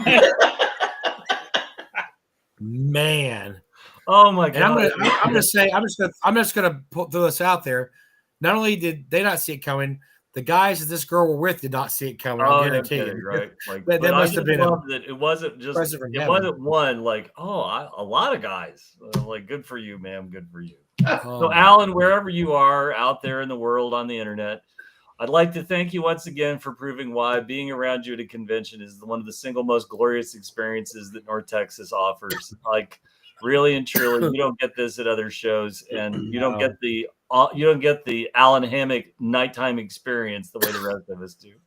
God bless. By the way, speaking of special guests, real quick, Dennis made it back after many years, and I just love seeing that guy, man. He was there with Dr. Scott Robinson, the two creators of Bunnies and Burrows. That was wonderful to see, because those guys, they're actually treasures in the hobby. The special guest, I saw Kelsey way too briefly, and she, as always, at least she pretends like she loves our con. I don't know if she does, but she has a blast at our con. She absolutely just goes on and on about how she loves to be there. She told me she did. I had a special guest already contact me today on Facebook and said, I hope you're considering having me back, because I had the best time. I can't say the name because they ended with, you have the best con I've been to. And I want to go back to your con. And I said, absolutely. I'll tell you later, Gary. And then I said, absolutely. Everybody loved you having you there and this and that. But yeah, and Eric and I say this all the time, and we try to pound this in your head. Go to cons, meet your heroes, because Dennis Astaire was 85 years old this year. And, he looked a little frail. I mean, he was still hanging in there and going around. But I don't know how many cons Dennis still has in him. I really don't. And a lot of these guys are on the same kind of, wavelength. If you want to see the Alan Hammocks and the Dennis Astairs and the Jeff D's and, all these guys, the Darlenes, go to a con, see them there and tell them that you appreciate what they did. You are, just make them feel good, because they love to hear it. They really love to hear that stuff. And it helps you, because, there's nothing worse than saying, man, I would love to meet Darlene. You never meet her. It's not that hard. You just go to a con with Darlene. Go to North Texas. I'm sorry. You have a better chance of one-on-one in North Texas. Absolutely. And you can talk to her. I saw people going up to her and telling her how much they loved her, this, that. And you should see her face just lit up. It absolutely lit up. And she smiled and was happy. And I saw some people that would sit down next to her and talk to her for 15, 20 minutes. That's the con experience. And that's what that's why you go to cons, not for any of the knuckleheads here. You go to see Oh yeah, and I had every single person had a special guest. I had a guy a few years ago that couldn't wait to meet Jeff D. And he's like, I grew up on Villains and Vigilantes, and Jeff talked to him for like 15 minutes, and they talked Villains and Vigilantes, and the guy was so happy afterwards, and he ended up buying some art from Jeff. This is why you go to these cons. You want to see these guys, and you want to tell them how much of an impact they made in your life, how much you love, having their life, and honestly. 99.9% of people in this hobby are great people. We know the ones that aren't there, and believe me, they don't come to North Texas. The ones that aren't are not North Texas guests. The ones that come to our con that are guests, they're the people that you want to meet and associate with. And look, you'll have a friend for life if you say, "Hey, man, we're going out to eat. Would you like to come with us?" Believe me, they'll jump in the car. And hey, then you get to say, "I had dinner with Alan Hammock, and it was great." And he was telling me stories about the waitress that banged all the D&D guys. And, that's the kind of thing you get. You get these you get these stories that you can tell people that's a story Jim's going to tell forever now, because it's a kick-ass type story. I'm going to tell it secondhand because it's so good. But Eric, you're going to, you go to these, we went to these cons, we went to Gary Con, we've been to Game Hall, we've been to all these cons, and that's what, I like to see. I meet Mike Carr. Merle Rasmussen is at our con. Yeah. Merle, I don't know how many years, Merle drives down with his wife. I don't know how many more years he's got in there. It's a 3-day trip each way. So. Yes. And they take their time, him and his wife, but it's a pleasure to see him there. And he is it's the same with all those other guys. Good gentleman. He's nice to talk to. He's a sweet man. He's a great guy. He really is. And you don't know this unless you go to a con and take the time to go at least for one day and meet these guys and talk to them. And you'll be shocked how accessible they are. You absolutely, as long as Diesel's been coming to our con, I haven't talked to him a ton. I had a whole bunch of stuff for him to sign. So I went and sat next to him, and I just asked him questions that I haven't talked to Diesel a lot. So, what was it like working at TSR in the early days? Well, believe me, Diesel will give you the answer. He will not beat around the bush. He'll tell you, who were the assholes and who were the good guys. He will let you know. And you're like, okay, scorched earth from Diesel. But he was great. I got to talk to him about 15 minutes just about his sculpt. He does incredible sculptures. Yep. He's done our Gladiator Trophy and our Chariots Trophy and the Free Castles. And he sells tons of stuff. And his work is great. And look, I had somebody come up to me. They said Diesel has a print of a beholder up there. There's only I don't have many copies, but he wants X amount for it. I said, buy it. It is not going to go down in value. That's right. Art does not go down in value for the most part. And if Diesel did it and it's a limited copy and he's going to sign it and put a remark or whatever the little drawing on it, absolutely buy Diesel stuff. Yes. And that's all I want to say about that is, get to a convention, see these guys, see your heroes, meet them, tell them that they really influenced your life. You will make their day. Absolutely make their day. Wow. We just crossed 60 passes. Wow. Oh my God. Gary's got a new stat to track. He's on fire. Yeah, you notice he didn't say badges either. He's I already did not. He's already conditioned himself. So that's 10% of the pre-sale in the first hour and a half. Yep. Nice. That says a lot. Yeah, Fergal, Jeremy, or Jason will do you good on that. Jason's a great artist. He will definitely take care of you if you need a piece. And a shout out to Ken and James and Doug Kovacs, who were both. Oh my gosh! Besides Jeff D, I bought art from both of those guys. They're just great. Doug hadn't been for a few years, and it was not. I mean, it was just a mix-up. Doug had his number. I didn't have his number. Gary and I saw him last year at GaryCon, and we said, "Doug, we want you back. What can we do to make you back?" And he kind of hemmed and hawed, but he was back, and he told me he had a great time. I had him sign a bunch of stuff, not as much stuff as I wanted because I had a stack about that big. But he's another guy. I need you to sign 5,000 things really quick. I did. I had everything. Here's everything you've ever made a cover for DCC. Let's only do this much right now. And of course, I never went back to the booth, so I got some of it signed, but not all. So we're gonna have to have him back, Gary. I get the rest of my shit. He was a good sport. I will say I had to really.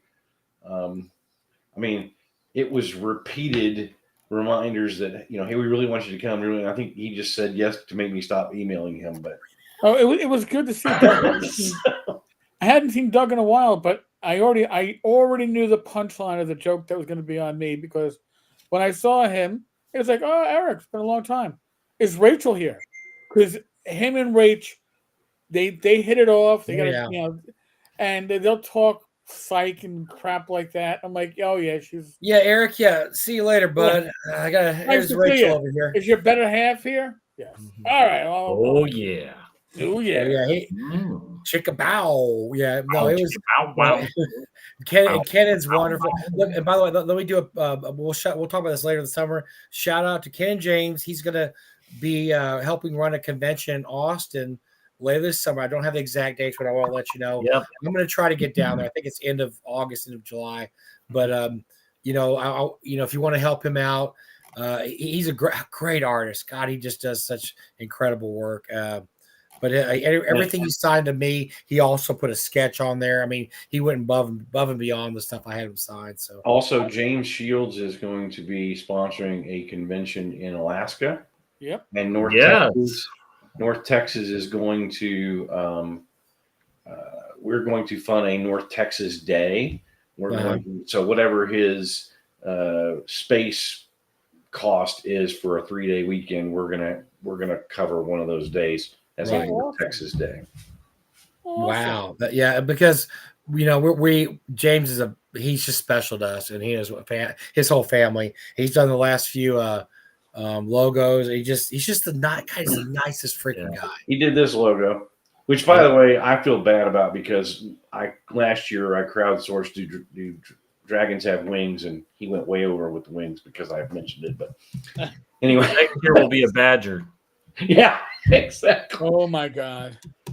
But I've already seen some of the pencil for next year. No wings. No wings. Yeah. Well, knowing James, he's probably already working on that, isn't he? Next year. He was working at the convention. He showed me a preliminary. It's a badger holding a dragon. It's a badger holding a dragon. Yeah. His family is just. I love everybody in the family, and look, we couldn't have done it without Stacy's help. I mean, she has just jumped in last year. And she broke my foot. She was awesome. Oh yeah, well that's a point in her favor.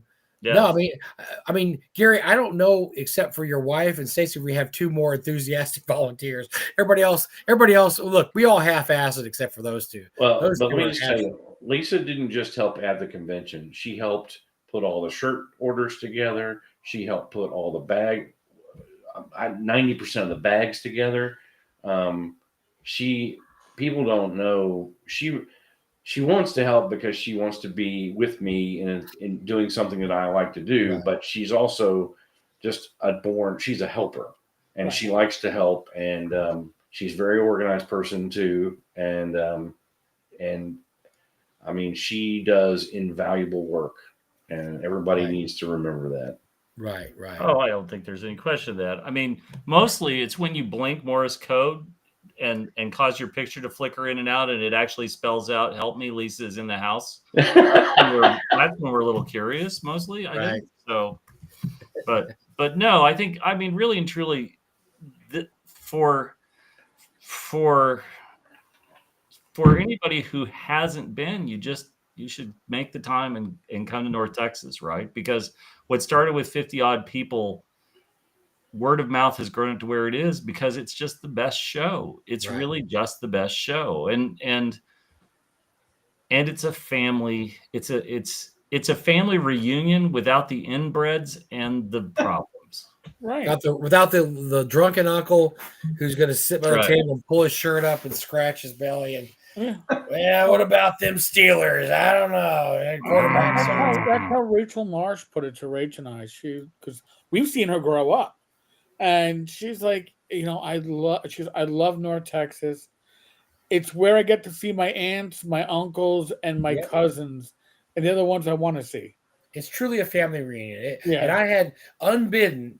I had 3 or 4 people come to me and go, man. Well, first of all, people that have been there a few times said, "Oh, I come every year because it's like a family reunion." I had 2 people who it was their first year, and they said, "You know what? You were right when you described this as a family reunion. This is exactly what it is." Yep. I know a lot of these people here. We're just having a blast. Oh my gosh, I can't believe I didn't go before. I can't believe this is my first North Texas. And that's, I mean, Jim, you felt that way, right? When Jim, you finally came here 3 years ago? When I look back, right? So the first one was 2004, right?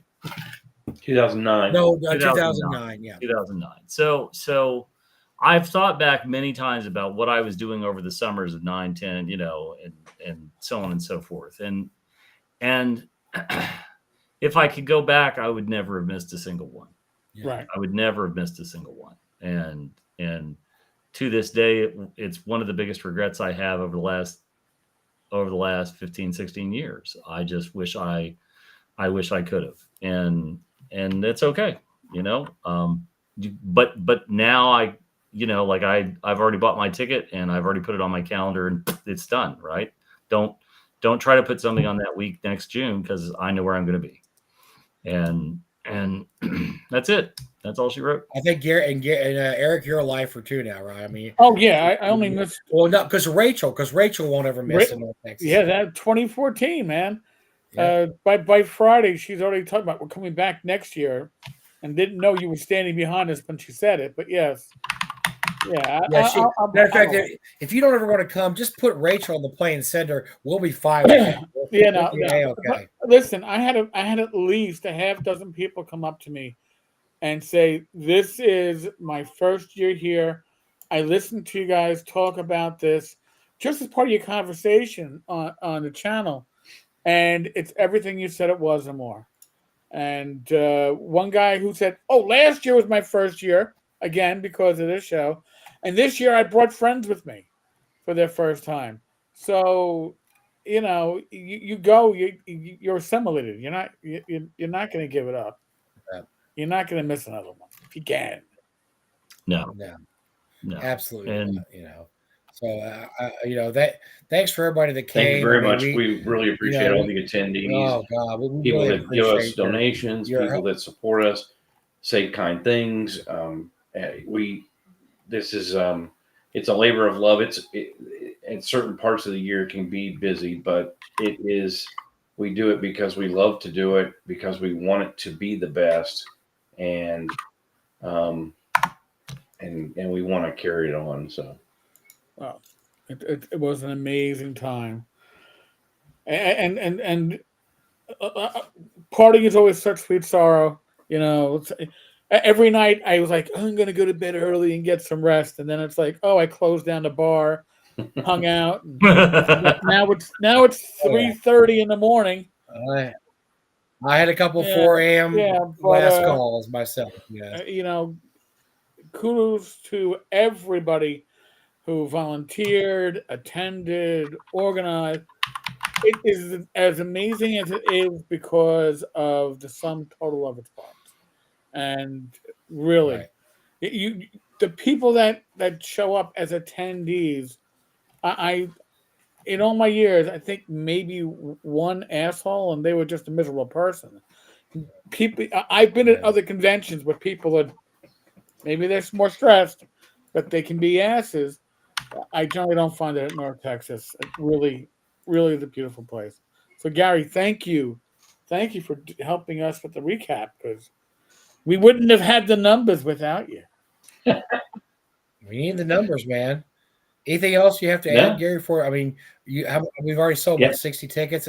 By the way, somebody asked about rooms. Rooms not are yet. not available. I will try to get the room block, but it's usually September before I get that information. But if it comes sooner, I'll post it. But that's where we are. But if you want your North Texas news and you want it live, timely, it's going to be the Facebook or here.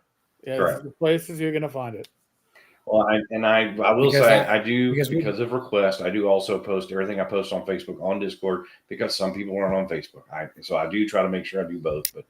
But no, thanks to everybody who supports us, and thanks to all the special guests, and thank you to all the tavern you guys for. Well, by the way, I'd even mention that Al Silcock came back for the first time in 15 years. He was at our first two cons, and he even mentioned he just said, I love this con. I wish I could have come back. Financial. He's flying over from the UK, and he came for con 1 and 2, and he had a blast. He loved talking to people. He loved what the con has become. I mean, he was there at the first when it just began, and he's able to see where we are now. And he gave so much praise to Gary, and I just say, you guys have just done, you've taken Doug's vision and made it into what it is now. He goes, he'd be so proud of you guys. And he just, he's really just was like, I just can't believe what you guys have done. This is amazing. He had a great time. He's still here with me. I can't get rid of the guy. I think he's overstaying his tourist fees. It's upstairs, Ice, if you're watching this, it's upstairs. So Gary, again, thank you. Thank you. It was great seeing Jim and Mike in person. A lot of that. I know. Don't push your luck. Well, you had to see Eric's Civil War hairdo up close. Thank you, Jim, for getting the clippers, man. That's all I'm going to say. Folks, live stream tomorrow, Friday night. If we have a live, it's going to be from Central New York Con. I'll be at Central New York Con Friday, Saturday, Sunday with Rach. So thank you so much. All right, folks, we're out of here. God bless. All right, later, everyone. Good night. Thank you for coming.